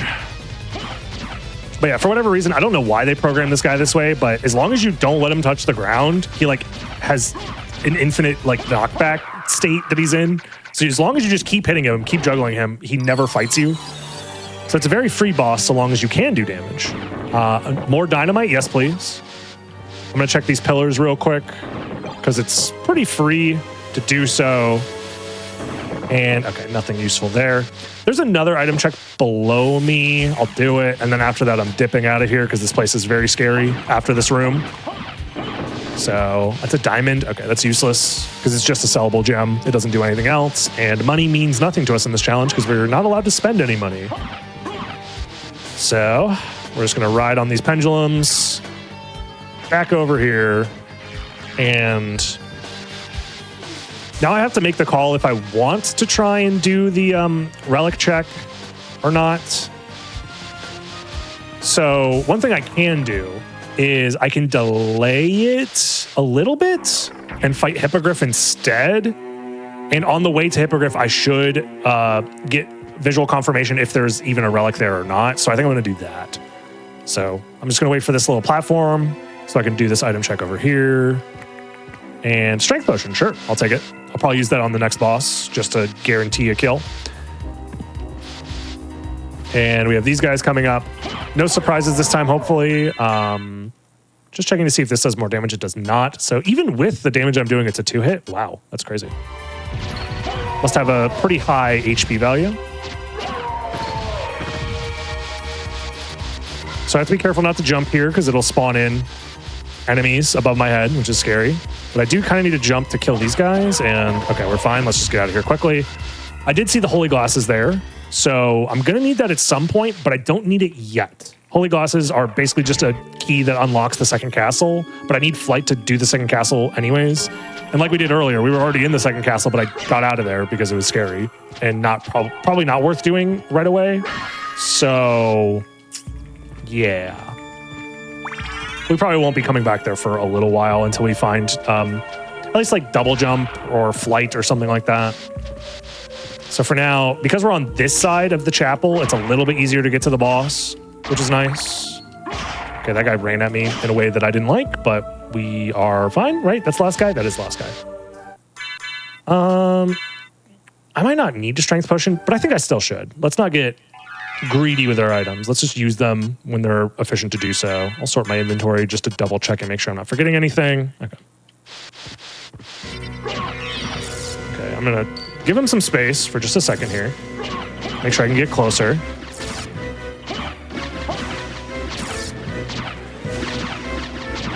Okay. All right, I'll take it. It's always weird fighting that guy because his patterns are so, like, strange. Sometimes he just does nothing, and other times he's just running at you the whole time. So I just would rather play it safe rather than sorry. Keep enough distance to react to his patterns there. I know that his patterns are generally based off of your positioning, but after like the opener, the positioning gets so strange if he moves at all that it's very strange. So it's very difficult to feel confident in your strategy versus that guy. So it's one of those boss fights where you kind of just react to what he's doing and hope for the best. Some boss fights are just actually scripted. Why am I one-shotting these guys now? You're just better. You believed. I guess. I don't know. Was I always one-shotting them, or am I gaslighting myself, chat? Please let me know. I'm very confused. I've done enough of these where Check the tapes. I can't remember. Yeah, I don't remember if I was one-shotting them before or not. Because also, I didn't change my gear at all, right? I guess I'm just better. I don't know. They respect me more now or something? I don't know. That or I was always one-shotting them and I'm just forgetting. I'm not sure. That is the hard part about every single instance I reset to a new seed with new stats, new resistances, etc., etc. So keeping in your mind the number of hits per enemy can get a little dicey. Force of Echo, that does nothing for me until I find both the Soul of Bat and Echo relic. So basically useless. Our only path forward now is to go through Alchemy Lab. We have no other options. So that's fun. Oh, I wanted to hit that guy through the platform. There we go. We got him. That skeleton over there. Nice Medusa shield. That skeleton right there, I have a nickname in my community. I call him the MLG skeleton because he will 360 no-scope you if you're not careful. Just something about him being on this platform. He jumps around more for just based off the shape of the platform, I guess, which makes things a little bit scary. And the projectiles themselves that the bones that he throws out are very tricky and difficult to dodge. They're very small, so they're hard to see. And I'm just making excuses at this point. I just don't like that guy. It's okay. Sometimes the vibes are off. Sometimes the vibes are off. I don't need that. Just another healing item. That is the downside of this being a randomizer, is that there's a lot of items in this game that just heal you by an arbitrary amount, and they're all useless for us. So we're going to be getting a lot of junk items. But that's also the fun of it. So, like, if I just got the best items in the game every time, it wouldn't be much of a challenge now, would it? So that guy... Oh, how did that happen? I'm so glad I reacted in time. So normally when you get past this switch, it only presses once, but I like double pressed it somehow. This game is so no jank at all. And those spikes, if you walk into them, you do take damage and you do die. So I'm glad I reacted to the sound effect of pressing the switch twice. Jeez. The game's trying to give me a heart attack, I swear. Alrighty, one more item check up here. And it's a more standard sword. So here's where... oh, bless you. I think this is where I have to decide if the extra damage is better than having the utility of also having a shield equipped. And I think for now, the extra damage is worth it because it's pretty decent damage-wise. Because having shields it's pretty useful in a lot of regards. The Medusa shield in particular is nice because it also has a hitbox associated with it. Not every shield can do damage. But the Medusa shield and the Dark shield are two shields that when you just go into contact with enemies while holding it, it does have damage. It does cause damage to them. So that can be useful. The other thing that's useful about shields is you can cancel certain animations by pulling up your shield, and that can be useful as well. But I kind of just want the extra range from the sword and the extra damage, so okay, we're doing this. Of course. Well, now... I should have just used my dynamite. I was too busy yapping. It's fine. We have a plan here, which is we're going to Tetra Spirit, hope for the best. Oh, we got it phased. Tetra Spirit. This is scary.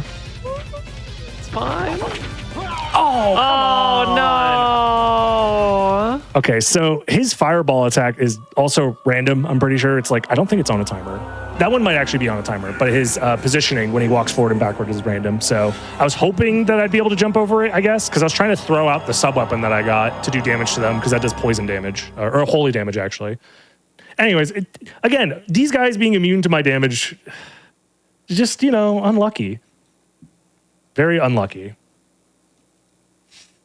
But that's the fun part, right, guys? We love watching me die to the literal first boss in the game, even though I have like 10,000 hours playing this game. It's fine. No, it's fine. Hey, we also didn't like that seed. Yes. Wasn't going where we wanted it to. Bad vibes, for sure. Oh, man. I wonder if it's because there's two different bosses there, but I feel like I have seen them resist at least one of my damage types, the one that I'm actively using, so often. Maybe it's just confirmation bias or something, but man, I feel like those guys give me more trouble than most of the bosses in this game. I think it's because it's a duo boss and they're both randomized separately, their damage types and stuff. Oh well. I mean, we're only 7 seeds in, actually, so... You got 18 more to go tonight. No, we're not. We're going until 1 a.m. Eastern, so... We just make sure we're prepared. Yeah, we're more than prepared. And honestly, we don't need more seeds if we just finish the run right now. So, strap in, folks. This is the run. We got our Medusa shield back. We got the Bekatawa, which is just a sword at this point. So being able to do stone damage. Okay, like for example, these guys, they have a weird animation thing where you can hit them and knock them back, even if they're immune to the damage type that you do. So they're immune to slash. But yeah, so I'm gonna need to use the Medusa shield to kill these guys. Oh God, that's terrible. But hey, we got Soul of Bat. That's basically the best relic in the game. If you've ever seen a speedrun of this game, one thing you'll notice is that speedrunners love to be in bat form all the time because they get to utilize a movement technique called wing smashing.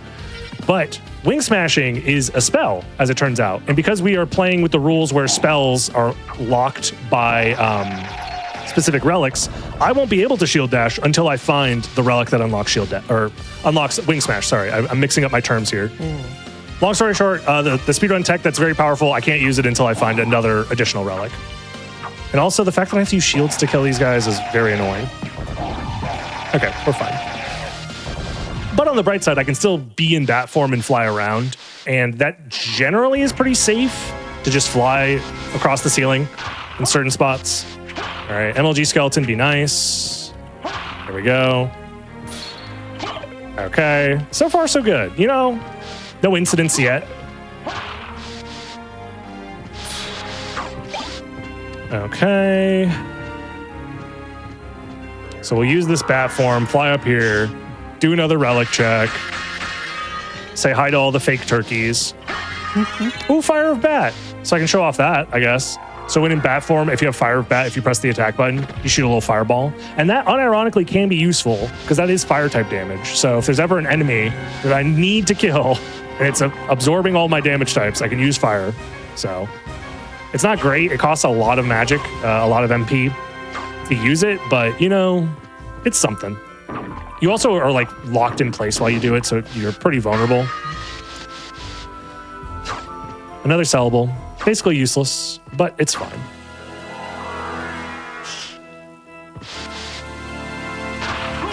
Ooh, Karma Coin. All right.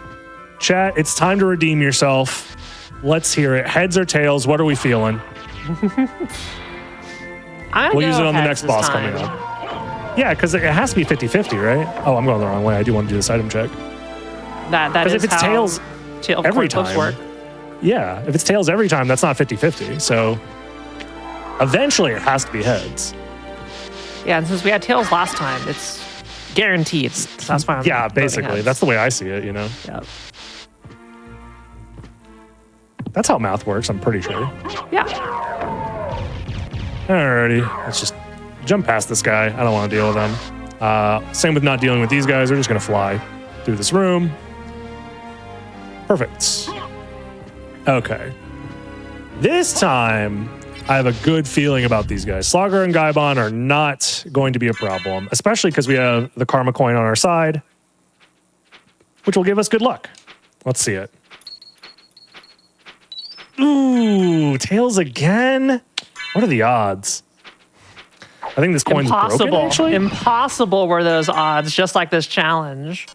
Okay. Hold on. Is something broken here? Why did the Karma Coin... Did I get two of them? I don't remember getting two of them. And this TNT also didn't disappear. Is there... Oh, the seed's bugged. I've never seen this before. I just have infinite single-use items for some reason. You know, that's cheating. We're not going to use those. Are you certain? I don't know why that's the case. Maybe if Eldritch is in chat, he can explain it. He's one of the rando devs. I saw him in chat earlier. So he might know what's going on. Otherwise, maybe I broke something. It's very possible I might have broke something. I am notoriously bad at randomizing sometimes. Oh yeah, this guy. I'm just going to ignore you. We're just not going to worry about that guy. Oh, fun stuff, fun stuff. We're also going to use the bat to bypass this little elevator because it's slightly faster.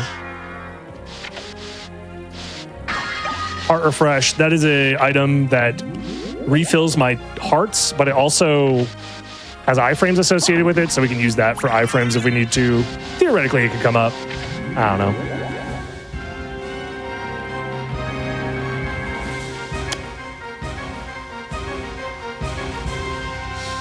Oh, well.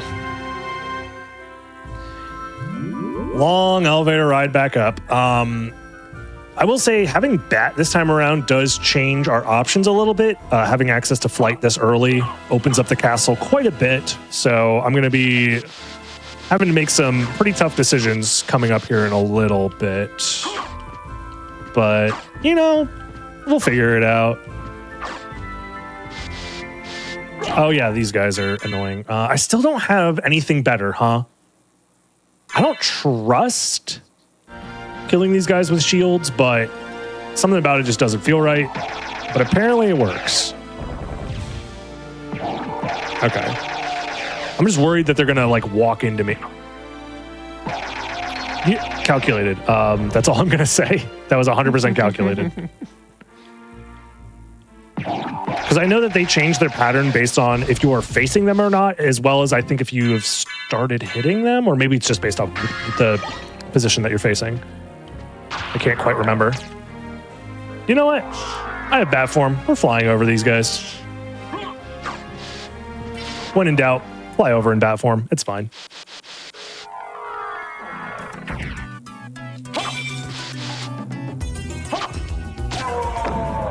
So, fun fact about these axe guys, they have a random chance to drop, instead of regular items, sub-weapons, because in the base game they have a random chance to drop the axe sub-weapon, which makes sense. Thematically, they're axe knights. But this time I got the cross sub-weapon, which for Alucard is not amazing because it costs 100 hearts in order to cast it. And I'm going to be honest, at level 1, I don't think feasibly there's any way I could get to 100 hearts. So it's basically useless. Many of things are here in the Impossible Challenge, but it just goes to show how hard you have to nerf yourself in this game to actually make it challenging. Especially once you understand a lot of like the speedrun mechanics and stuff like that. I've definitely taken a lot of time to fine-tune this challenge to make it difficult, because otherwise there's a lot of cheese that I found that just ruins the challenge. Hey, Eye of Vlad. That's, you know, a relic. In this case, it's the way you play the game normally, you need 5 Vlad relics to open up the final boss versus Shaft and Dracula. But in this challenge, instead, the win condition is killing all of the bosses to get to that point. So the Vlad relics are essentially useless, other than the fact that they do give you stat buffs.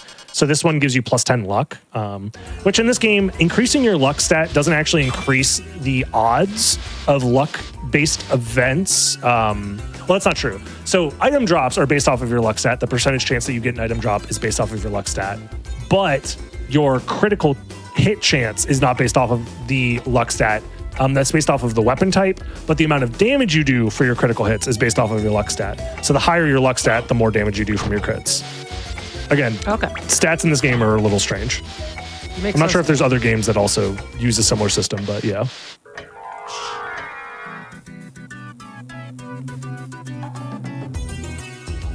I'm feeling good about this one, though. It's not bad. Ignoring the fact that I literally broke the game, but other than that, oh, Tooth of Vlad. Okay, that's another one that gives me plus 10 strength. So that's actually just good. That's just more raw damage on my weapons. I'll take that. As far as relics that technically don't progress me anywhere or help me progress anywhere, that's nice to just have better stats. Considering I'm not allowed to level up, it's the only way I'm going to see more stats.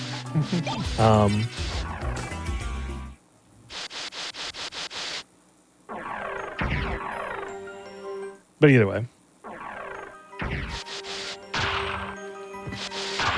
Alrighty. I'm trying to think where I want to go. Because I have access to all of the flight locations, there are some checks that I can do that we haven't done yet. And part of me wants to go there just to showcase those zones a little bit. But it also does have like the hardest boss fight in the first castle. That's the fight versus Alrox. And I don't think I'm 100% ready to do that. So we'll do a couple other checks first. Why not? Okay, one-shotting these guys, not bad. There is a relic here. That could be useful.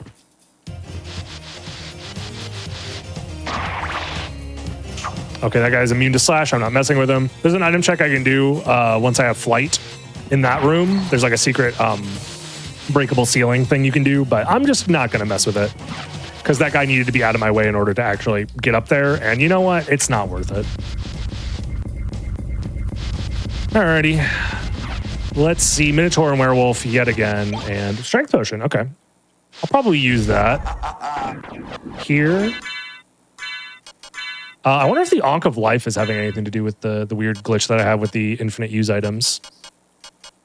Let's find out. Hold on. Is the Ankh of Life acting as a duplicator? If so, that's insane. Like I don't know how that happened. I think that's the case because I finally used a single use item and it actually went away. We're gonna, you know what, Eldritch. Sometime we're going to have to test that, I guess. You know, if we don't complete funny. the challenge, this made it worth it already. Oh, for sure. And, our stats are looking really good. Nice. I don't know what it is. There's something about the way I play games where I break them. Oh my, okay, so this has just turned into a God Seed potentially? So I have the Wing Smash now. The Wing Smash spell is available. It costs 8 MP in order to do the wing smash. So it's not like I can just like start speedrunning the game as if I'm playing any percent or anything like that. But the thing that's nice about the wing smash, I shouldn't do it in this room because that's how you die. It's an invincible tackle that goes very, very far, very quickly. And you can chain them together if you have enough MP. So you can just do the input to do it over and over and over again to kind of chain them. Right now, I can only chain 3 together at a time. So I am going to need to space them properly if I want to use them to their fullest. But it is kind of a very useful ability, generally speaking, to just like get past certain enemies that could be troublesome or to dodge certain attacks. So essentially being fully invincible for like over a second while moving forward, very good. Very, very good. It does cost a lot of MP, but... So here I'm waiting for my MP to refill, and I'm also just thinking about where I want to go. I should probably grab the warp that's close by, as well as I can backtrack and do the checks that I missed in Alchemy Lab. Yeah. Because for some reason I forgot to do the check after Sagar and Gaibon. So I can go back for that. As well as, I don't know. We'll figure it out. We'll have fun. The world is our oyster currently, so we'll figure out something.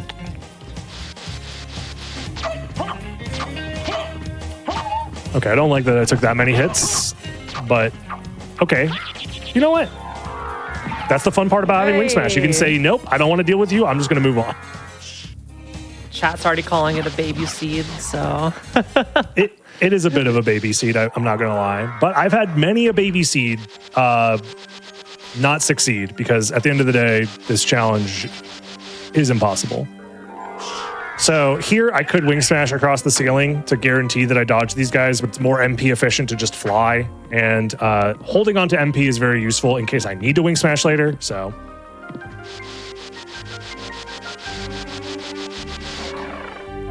Do I risk it versus Aurochs? I mean, the seed's going well, so I shouldn't do that, but it's also fun. It's more fun to do it that way. I feel really silly having skipped the check behind Sagar and Gaibon. So I kind of want to go back for that. If I go back for that, would I... Decisions. I think what I'm going to do is I'm going to use this teleporter to go back to Castle Entrance. I could try and do the entrance check as well. Oh, nice. So we got a little bit of extra MP here. It's always useful when we're going to be using it for wing smashes. Oh, yeah, I still don't have a great way to get past these guys other than my shield. So, you know, shield it up.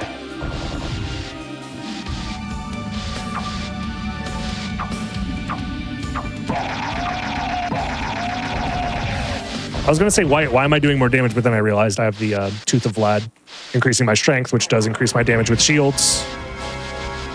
That explains why it's a one-shot now when it was a two-shot earlier. Okay, get that guy out of there. I did open up the elevator here, so I can use that, which is safer than backtracking through a bunch of enemies. So let's do that. Oh. You do really look like a speedrunner now. Yeah. Even being told the inputs to do that, like that tackle with the bat, I still had a hard time. Oh, yeah. You mean actually this? Executing it? Yeah. What do you mean? It's so clear. Just question mark, a bunch of inputs, question mark. Just do it. Yeah, but, you know, what's the question mark? And then you do... Yeah, the notoriously very silly notation for that spell. Alrighty. This is another spot where I'm probably just going to wing smash through, just to guarantee that I get past them. And already my MP bar is looking quite low, so I can't be taking advantage of wing smashes as much as I would like. But for some reason, I completely forgot to check this. And okay, Power Wolf. It's an upgrade to the Wolf Relic, if I ever do find the Wolf Relic. But generally speaking, it's outclassed by wing smashing and bat movement anyways, the additional Wolf Relics, so... Not super useful, but it's fine. It could be worse. Do I really want to go back this way? Yeah, it's probably fine. Do it this way. Yeah, because I one-shot these guys now. So I'm just going to walk into them with the shield and everything will be fine. Alrighty. And the reason I didn't want to, like, face my back to them is because that's how you get them to be more aggro. It's by turning around. Oh, interesting. Yeah.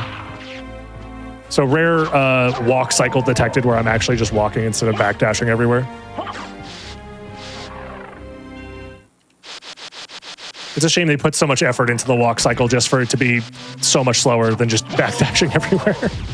It does look really cool, though. Oh my God.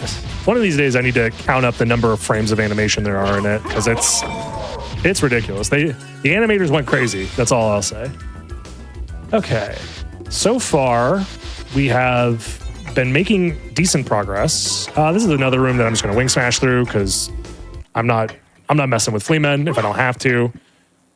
So our only options now are to go fight that boss that I don't want to fight, go through chapel, which I kind of don't want to do, or we go to the outer wall and the library now. So let's go do that.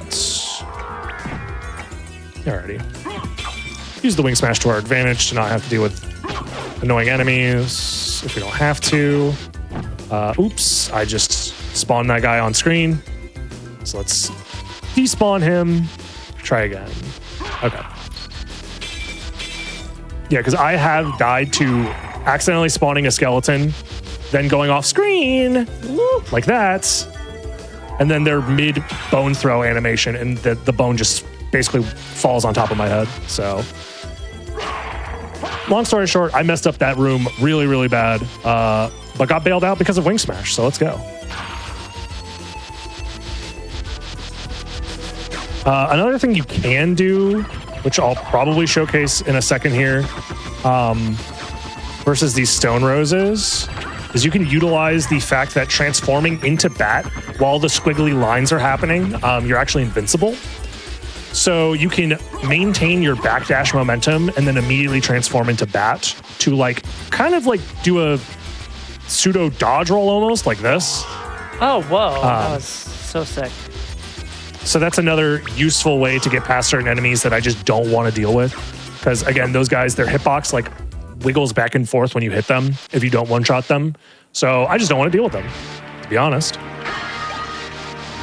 Another person I don't want to deal with is this guy coming up here. So I'm just going to wing smash past him. Oh, and it also, It just kills fun fact about, wing smash also does damage based off of your intelligence. And every time you do the input, we call it chaining wing smashes. If you stay in the animation the entire time and you just do the input over and over again, the more you chain the wing smashes, the more instances of the wing smash hitbox you stack on top of yourself. So under certain circumstances, if you just do the wing smash input over and over and over again, you'll hit an enemy with like 10 hitboxes at the same time and just like obliterate them. So that's always fun. And that does come up in speedruns in some cases where in like normal speedruns, you actually want to avoid killing certain enemies to avoid level up animations because it's just slower to watch the level up animation than to not watch the level up animation. So sometimes you'll want to avoid enemies because you've stacked enough wing smashes that they're in a state where you will kill them. So, okay.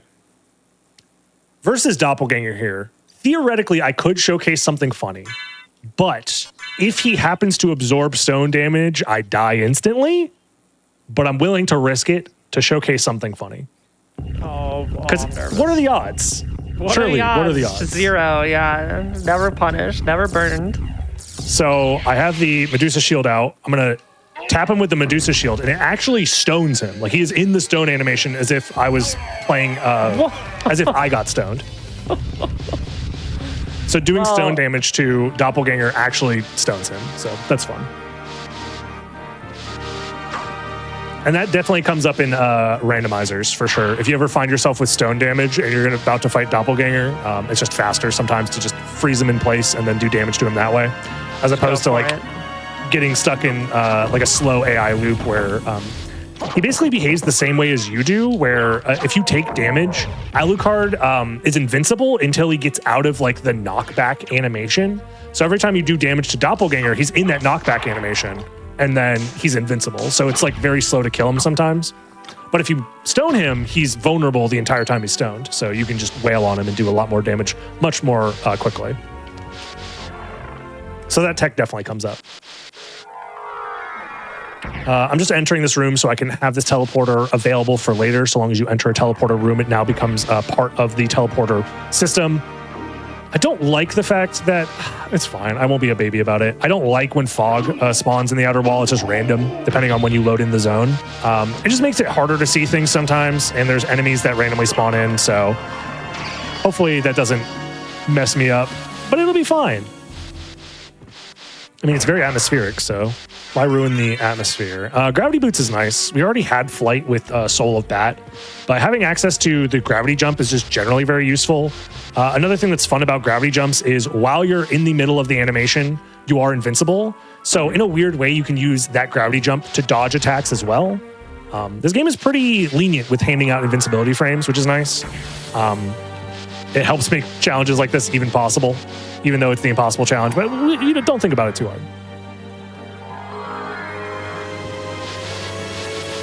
And Fairy Scroll, that does nothing.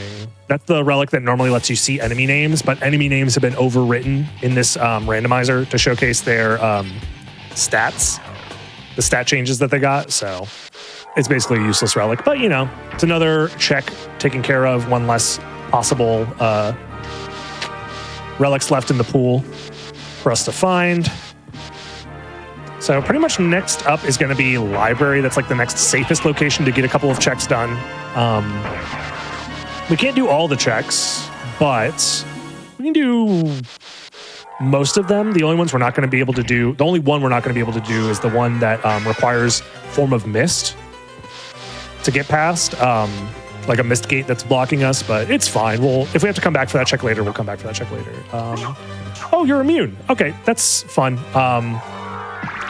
Again, Wing Smash, so useful.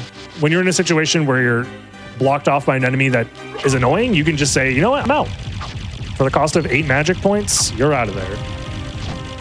Granted, you do have to space it in a way that doesn't land you directly on another enemy, because at the end of the Wing Smash animation, it just like ejects you out of the bat form back into Alucard form, and you're vulnerable at the end of that animation, and you're kind of just stuck waiting for it to end. So you do have to be careful to not just like mindlessly do it. Spike Breaker. Yeah, I'll grab it. So I was worried about these guys potentially getting in the way, but again, Wing Smash bails me out. Those books can be scary if they're resisting or immune to your damage. So Spike Breaker is an interesting item. I'm going to put it on now. Defenses don't matter, but the Spike Breaker has the ability to break spikes. And there's a couple of rooms where spikes can be pretty annoying. So it's nice to just put that on now, because if you come in contact with spikes, obviously with 0 HP, you just instantly die. The mermaid statue there unlocks one relic check, which is the holy symbol location in the caverns. We can't get to the caverns until we find the Jewel of Open. So for now, it does nothing, but you never know. Oh, also I have Heart Brooch, so I should put that on. It just means that sub-weapon attacks require half as many hearts, which can be useful. Skill of Wolf, sure, it costs nothing. Let's just pick it up and leave. All right, library, not the most useful, but I mean, we got to make progress somehow. I could fight Lesser Demon right now, which could be useful, but theoretically, I could always just do it later, especially if I have Form of Mist. It'll be nice, because there's no relic check back there. It's not like gating my progression. It's just I have to defeat that boss at some point. So it's more efficient to come back later when I can also do a relic check as well as kill the boss. So in the meantime, let's just get rid of these enemies just to be safe. And then we'll Wing Smash past these guys because they're scary. As long as I don't drop an input. There we go. Not bad. I'm feeling pretty good about this seed. Any seed where you get Bat and Wing Smash is pretty nice. I'm not going to lie.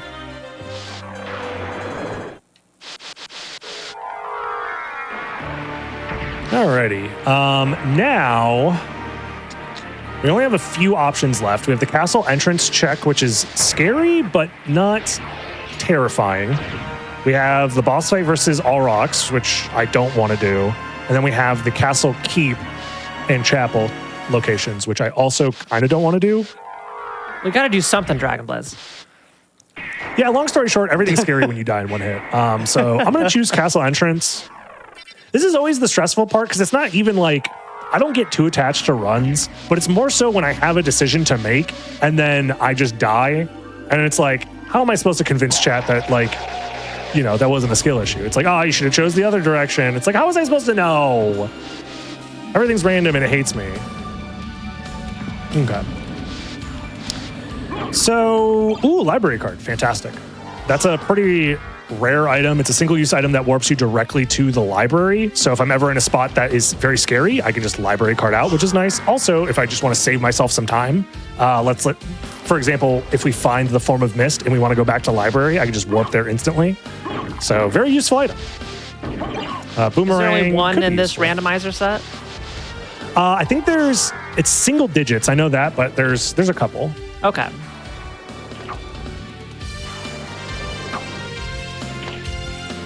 Something like that. It might be close to double digits. My MP is looking a little low, and I'm above a bunch of enemies. I'll be fine, probably. You'll be fine. Yeah. Not even worried.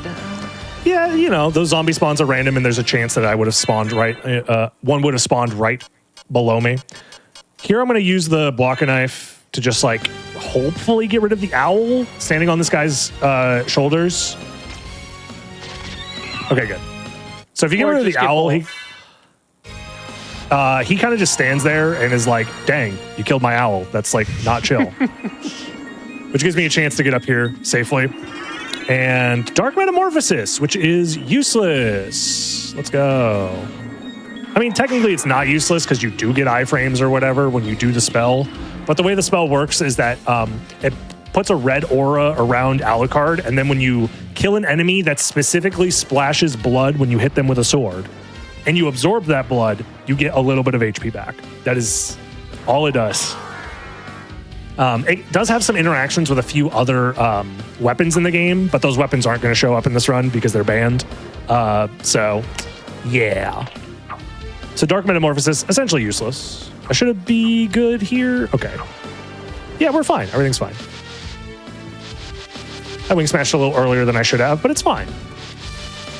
One thing I could also do here is I could just slowly make my way through this room by doing this. It's relatively safe. There is a chance, because zombies aren't supposed to spawn directly on top of you, but they do spawn right in front of you sometimes. So that's one of the reasons why I'm angling my sword down and like only moving a little bit of it at a time. I'm only doing this because my MP's low and I didn't want to use it right there. Where it was low when I started that room. So managing the amount of MP that I use is pretty important. Okay, so we got nothing here. So it's time to either choose All Rocks or Castle Keep. And I think I'm going to do... Yeah. I'm going to go through the chapel and I'm going to do a fun route, but I think I'm still going to delay fighting All Rocks because ideally what I try to do is I try and wait until I have at least a fire immunity, which you can find by either having the fire shield or the ruby circlet. Both items make you immune to fire damage. So because one of his scarier attacks is him just like spamming the screen with fireballs. So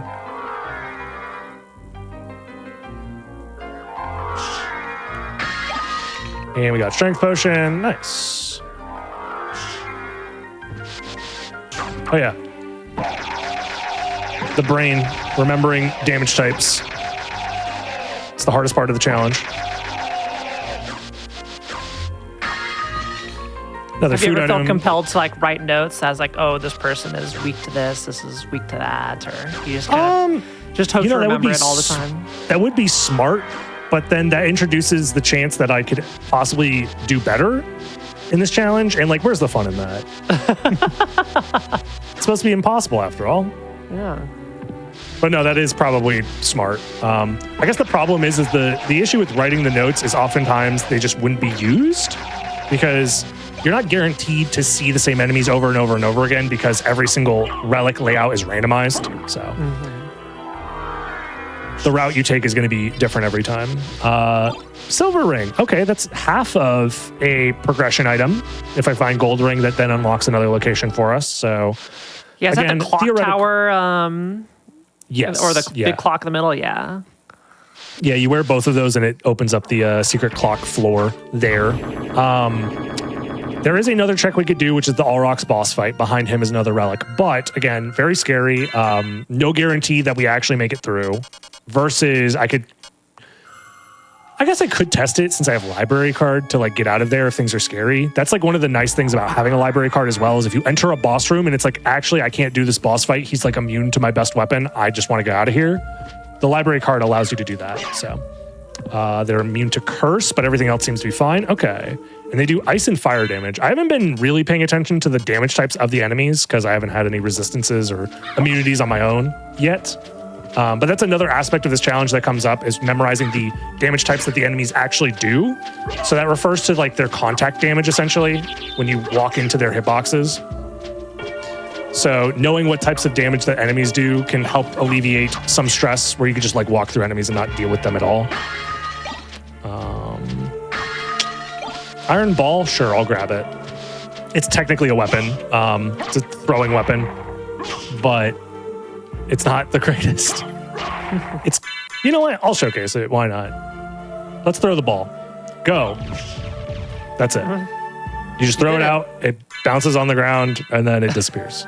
It does a lot of damage. And there is a use case versus a specific boss fight where you stand up on a ledge, get it in a combo where it's like stun locked.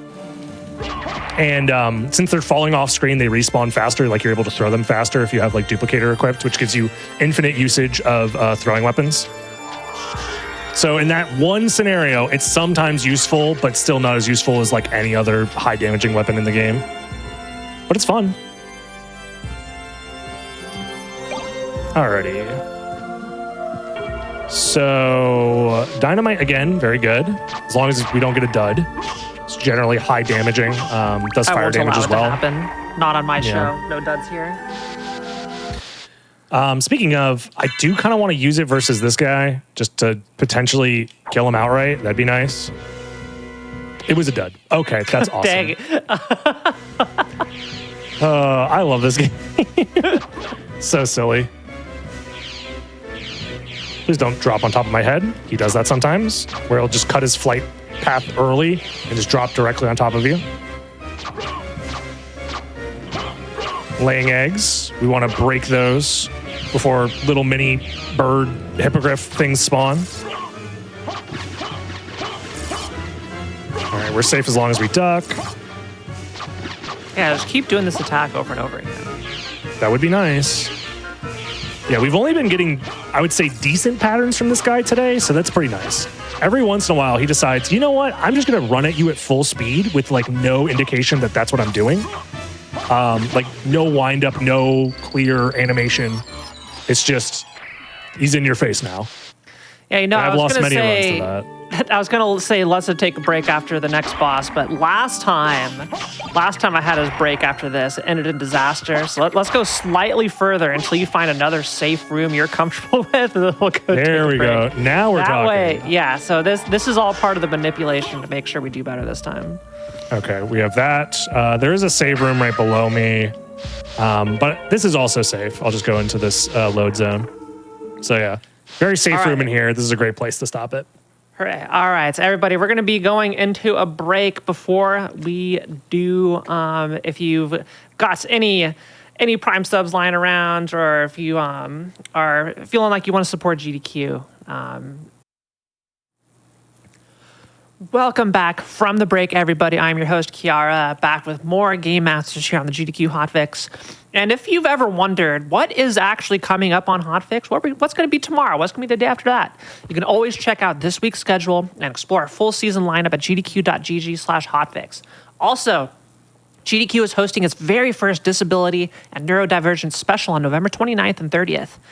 The event will celebrate speedrunners who identify as disabled or neurodivergent in any way that is meaningful to them. If you'd like to apply to run, applications are open through November 9th. That's a few short days away. So type !DND in the chat for the link to apply. We are mid-run here with Dragon Bliss for another attempt at the Castlevania Impossible Challenge. We're quite a ways in. No, it's a solid run. We'll see how far we can take it. But DB, whenever you're ready, count us back in and we'll get back to it. All right, 3, 2, 1, let's go. Woo! Woo! All right, where were we? What were we doing? So we have a library card. That's pretty important. We have decent gear. It's okay. I theoretically should just be increasing my intelligence as much as possible because I am able to do damage with wing smashes. So let's keep that in mind. This is a good time to just keep have some take inventory, if you will. We have Morningstar, which is another hit type weapon that's decent. Iron Fist, another hit type weapon that's okay. But so far, I'm a big fan of using swords as long as I can, just because the extra range you get from them is nice. One thing that is fun about the Iron Fist is it does have a little bit of a JoJo's reference built into it. If you do the quarter circle forward attack, that can come up. However, you are locked in place while you do that. So for this run, I'm going to choose not to do that because I don't want to limit my movement when I might die. So this zone can be a little scary because of the flying. I just want to talk to the designer who said, you know, flea men, the most annoying enemies we've ever designed. What if we make them ride birds that fly, that follow you around? Surely that will be fun, right? So this next room is full of those. I love this idea. Let's give them a raise. Exactly. Because like the two worst enemies in Castlevania, flea men and birds, what if we combine them together? So they're annoying for sure, but very manageable so long as I have the ability to do damage to them, because I think their like base HP is so low that I'm almost guaranteed to kill them in one hit so long as I do some amount of damage to them, unless I get very unlucky and they have a very high HP value just randomly assigned to them. So we'll see. It is a randomizer after all, so every single instance of those enemies is going to be different. So they're one of the major challenges every time I end up in an area like this. Okay, Holy Symbol is great. It means I can now touch water freely if I go to the caverns, which is full of water. That's very, very nice. That's another thing that is making this run feel quite nice. Because I have definitely had some incidents where I accidentally splash in some water and die instantly. So any additional benefit in a run like this is nice, for sure. Okay, Power of Sire, that's actually very nice. That could be my backup plan if any flea riders get close to me and I don't feel safe. So let's go ahead and put that on. Nothing's guaranteed at all, but you know, it's nice to have some sort of insurance here. And as soon as you walk into the room, there they are. And they do die in one hit. They have no immunities. They do fire and water damage. Sadly, the immunity of water that we get from the Holy Symbol doesn't make us immune to water type damage from enemies. From my understanding, water is like an unused damage type that was like left over in the game or something like that. So water damage is, it's like own unique thing. Okay, let's just play it safe. I remember the first time I saw these enemies, I was like, oh, you've got to be kidding me. As I'm sure many of us were when we first played this game. Yeah. Okay, that's all the ones that are like ground level here, which is nice to get rid of them. Oh, Soul of Wolf. Okay, so I could do some wolf stuff if it comes up. It probably won't. The problem is there's more flea riders that spawn in the air off screen, and I need to load them into the screen, load them on screen, but also not in a way that has them kill me. So we'll see how this goes. Okay, that was a little scary, but I felt relatively confident here. And what I'm going to do is there shouldn't be any more that spawn. I'm going to go up here to check to see if there even is a relic. There is, which is a little annoying because that means I have to grab that. The problem is there's another flea rider that spawns like right as soon as I like turn this corner here. So I want to like spawn him in and then untransform as soon as I spawn him in. I'm going to use the audio cue to try and listen for him.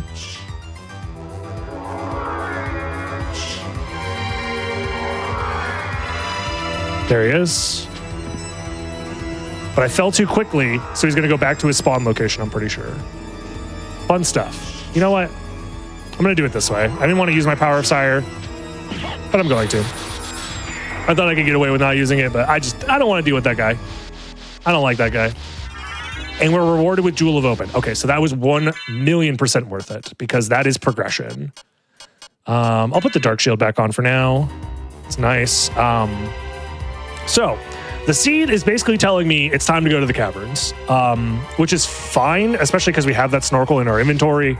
So we'll be able to touch water and be fine. So yeah, things are going well. Again, at any point, things can go from very well to dead. but we don't need to think about that too much.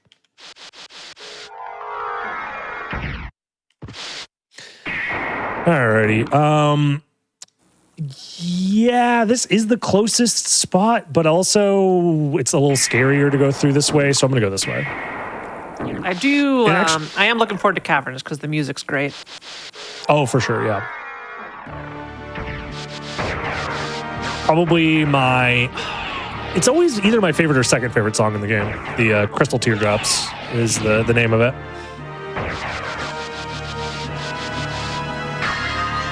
But I mean, you can't really go wrong. The music in this game is always good. All the songs are very, very evocative, very fun, very unique stylistically as well. So we're going to use that bat dash is what we call it. It's when you cancel your back dash by turning into bat. I know we're very creative here in the Symphony of the Night community. But yeah, using that for extra iframes to get past enemies is quite nice. I won't use it versus these ones here.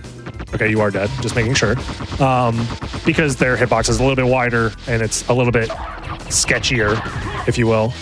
It's not nearly as definitive that we would be able to make it all the way through. I think you can, but no need to risk it when they're relatively safe to just fight on their own. All right. Try not to use wing smashes too much because over relying on them when your MP is limited can get you into trouble for sure. But these guys back to back like this is a little scary. I don't like them. They throw projectiles the entire time. These ones, however, you should be able to just kill them quickly. As long as you kill them in one hit, it's not too bad. And as soon as we get into the caverns, we are going to immediately be in a situation because there are spear guards right below us and they will try and poke. I was going to explain how awkward their hitboxes are. So they poke through the floor, and their hitboxes are a lot wider than you would expect them to look. So, yeah, that's fun. That's great. Oh, dang. Hack those guys. Yeah. Hack them. Yeah, we got like 2 seconds of fun in the caverns. I've died to them many times. Like, as soon as you get past them, it's not necessarily free or anything like that, but it gets a little bit easier. They are kind of a big hurdle for sure. The blessed run. No. Yeah, that's like I said, every run. DB, it is getting late. So what we're going to do is this next run. This is going to be it. This is going to be the one. We're going to go in one last time here. For those of you just joining us, this is this Castlevania Impossible Challenge. It's a randomizer with a whole bunch of cruel twists, including no leveling up. And Alucard has 0 HP. So any hit at all from anything will kill him, as you just see there. So you're going to have to figure out new weapons. The enemies have random stat buffs and bonuses and debuffs. And, you know, it's a lot. There's a reason it's called the Impossible Challenge. Yep. Basically, I asked myself, what would be the hardest possible thing without it being so annoying that I would never want to play the game again? And this is like on the line, pretty much. But let's take a look at our inventory. Ruby circlet. Okay, we're immune to fire damage. That's kind of nice. We start with the Baslard, which is a pretty decent dagger. Does slash damage, so we immediately have our fists, which do hit type damage, and the dagger, which does slash damage. And our spawn location gives us a pizza. That's pretty nice. I'll take a pizza. We are going to take the elevator down, do an item check here. There's a boss fight that I could do right away. However, I kind of want to check the relic that's at the very beginning of the game. So there is an enemy right below me, and the way that I handle this enemy is I just wait a couple of seconds and then drop down, because otherwise you'll just drop on top of him. So I'm going to reset the room, wait a second, then drop down. Otherwise, you just drop right on top of his head. That's just one of those things that you just need to know if you ever want to beat this challenge. Fun stuff. Okay. There's an item over here. I'll just check it real quick before I keep going. Okay, never mind. The item never spawned. I love you, randomizer. Thank you so much. Okay. Yeah, let's restart the room. We'll go over here. We'll check the relic, and then we'll go back. We'll fight the boss and see how it goes. Okay, 2 hits for these guys. There is a relic here. And it is Force of Echo. Wowzers. As you can tell by my attitude, I'm very excited because it does nothing.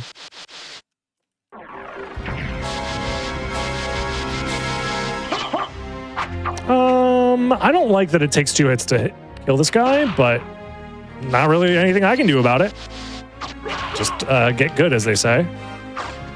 NLG Skeleton was trying to increase his KD real quick. That was the hitbox of pulling out the knife from behind my head hit the bone before it hit me on the top of my head. That was awesome. Oh, man. Alrighty. I could take the elevator back up. It's a little janky to do so, but I could showcase a fun little skip by doing that. So let's do that. I'm going to do one item check real quick, and then I'll showcase a little elevator skip. It's just a cape. Generally speaking, unless the equipped item increases or gives you some sort of invulnerability or absorption, it's not very useful. Stop jumping, please. Okay. So the way that this trick is going to work is I need to get this red skeleton on top of this switch. His body is going to keep the switch pressed the entire time. And now I just have to wait for him to reanimate because these red skeletons can't die. And I can jump off the elevator as it's going down midair to get enough height to get up here. So that's fun. Otherwise, you would need like a double jump or some other way of gaining height to make that jump. So that was our spawn room, so we already know what's in there.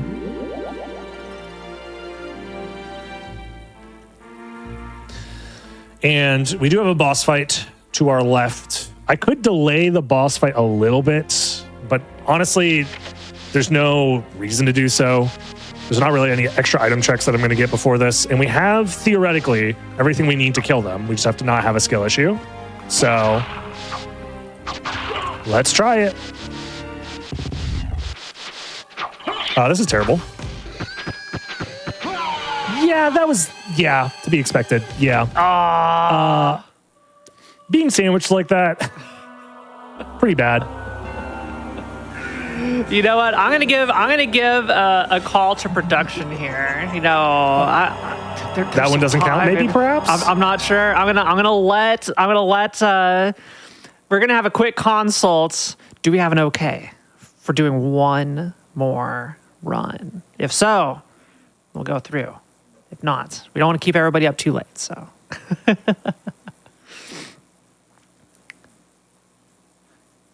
All right, we're going to do one more run, Dragon Blitz. All right, this is going to be the run. So I'm going to hold you guys hostage for the rest of the night. It's going to take us 40 hours to beat it. We used our mulligan, okay? We used our mulligan. There's no Everybody more gets one, okay? Mm-hmm. That's part of the impossible challenge. You got to know when to use your one time. This is my one time.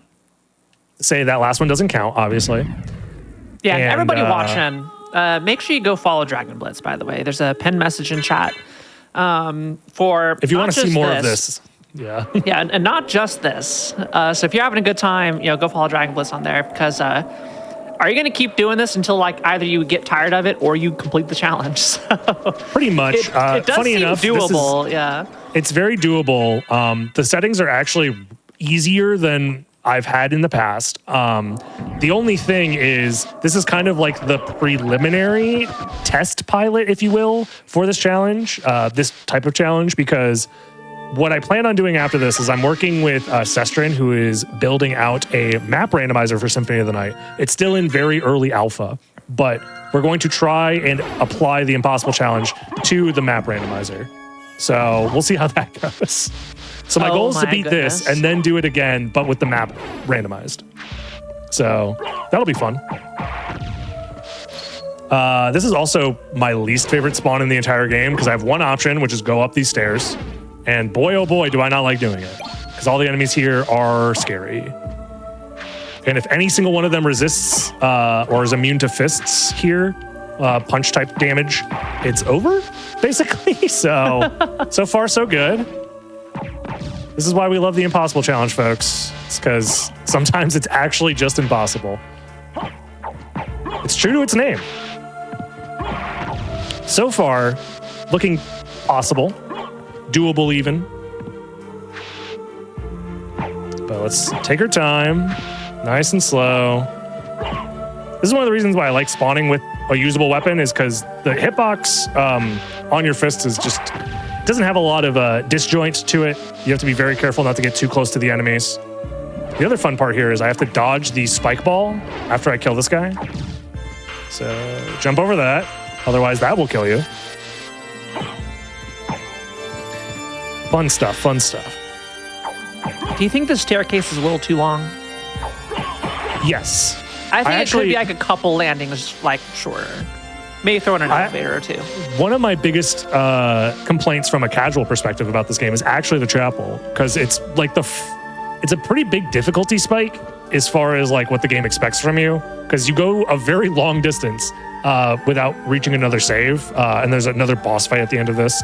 It's kind of like the one Dark Souls-esque run back that this game has. Other than that, there's pretty plentiful saves, generally speaking. All right, let's hope for good RNG on this guy. I could have maybe made that work, but I got scared. Okay. Ooh. Yeah, it's a little scary, but Yeah. there's a couple of different ways you can try and dodge that guy. Essentially, you just bait him into a position and then try and run past him and then reset the room. But the direct path he takes to you is random every time, so you kind of have to like react on the fly. It's fun stuff. I could sit here and reset the room over and over again to hope for a drop from this guy, but I feel good. We're gonna get the 1 in 10 right here first try. Come on, come on. You gotta believe. Okay, never mind, it's not happening. Oh.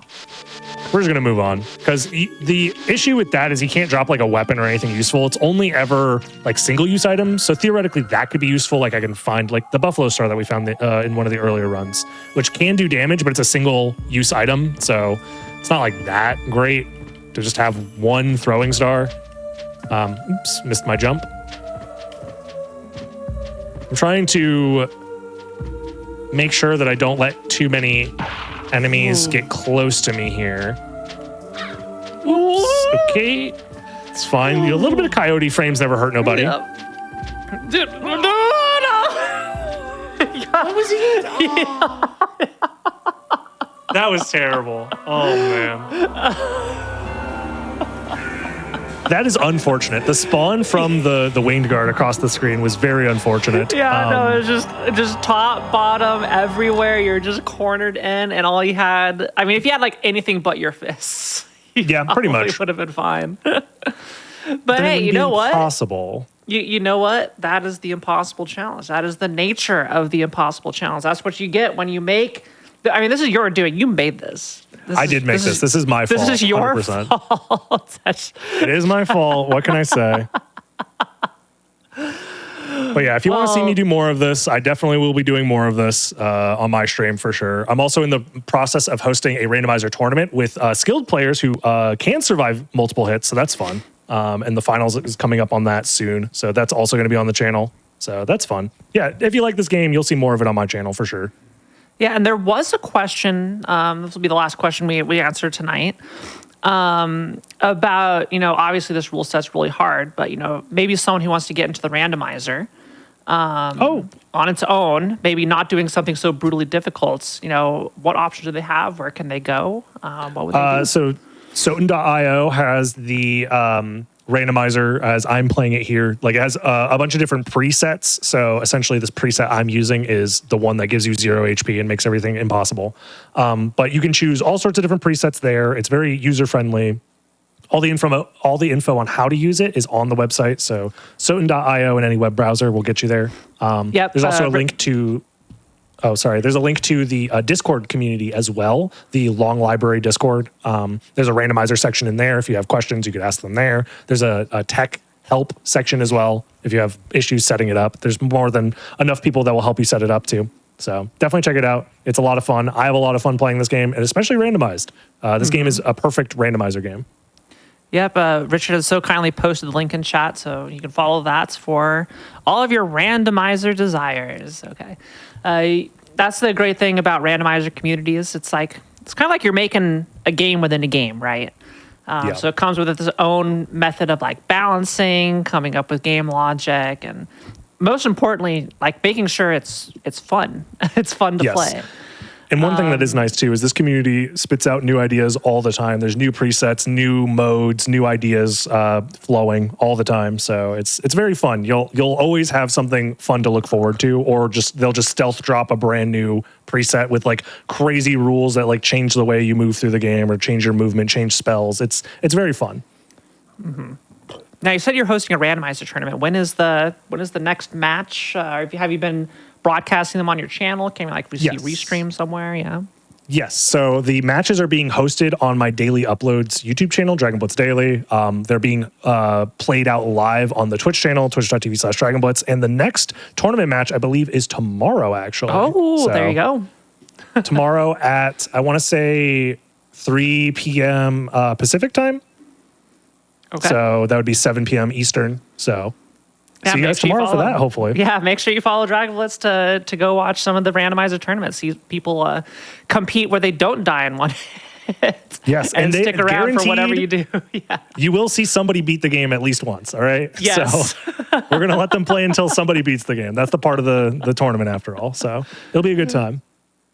Oh my goodness. Well, Dragon Blitz, it has been a pleasure as always having you on the show. I really appreciate your time coming in. Appreciate you guys. Thank you so much for all you do. Yes, please. Definitely youtube.com/DragonBlitzDaily. Thank you for the announcement there, Richard. So everybody, unfortunately, that is it for our live content for tonight. Thank you so much for watching Game Masters. I've been your host, Kiara. I play games on my channel, Kiara_TV. If you ever care to stop by 5 days a week, I'll throw up a stream here and there.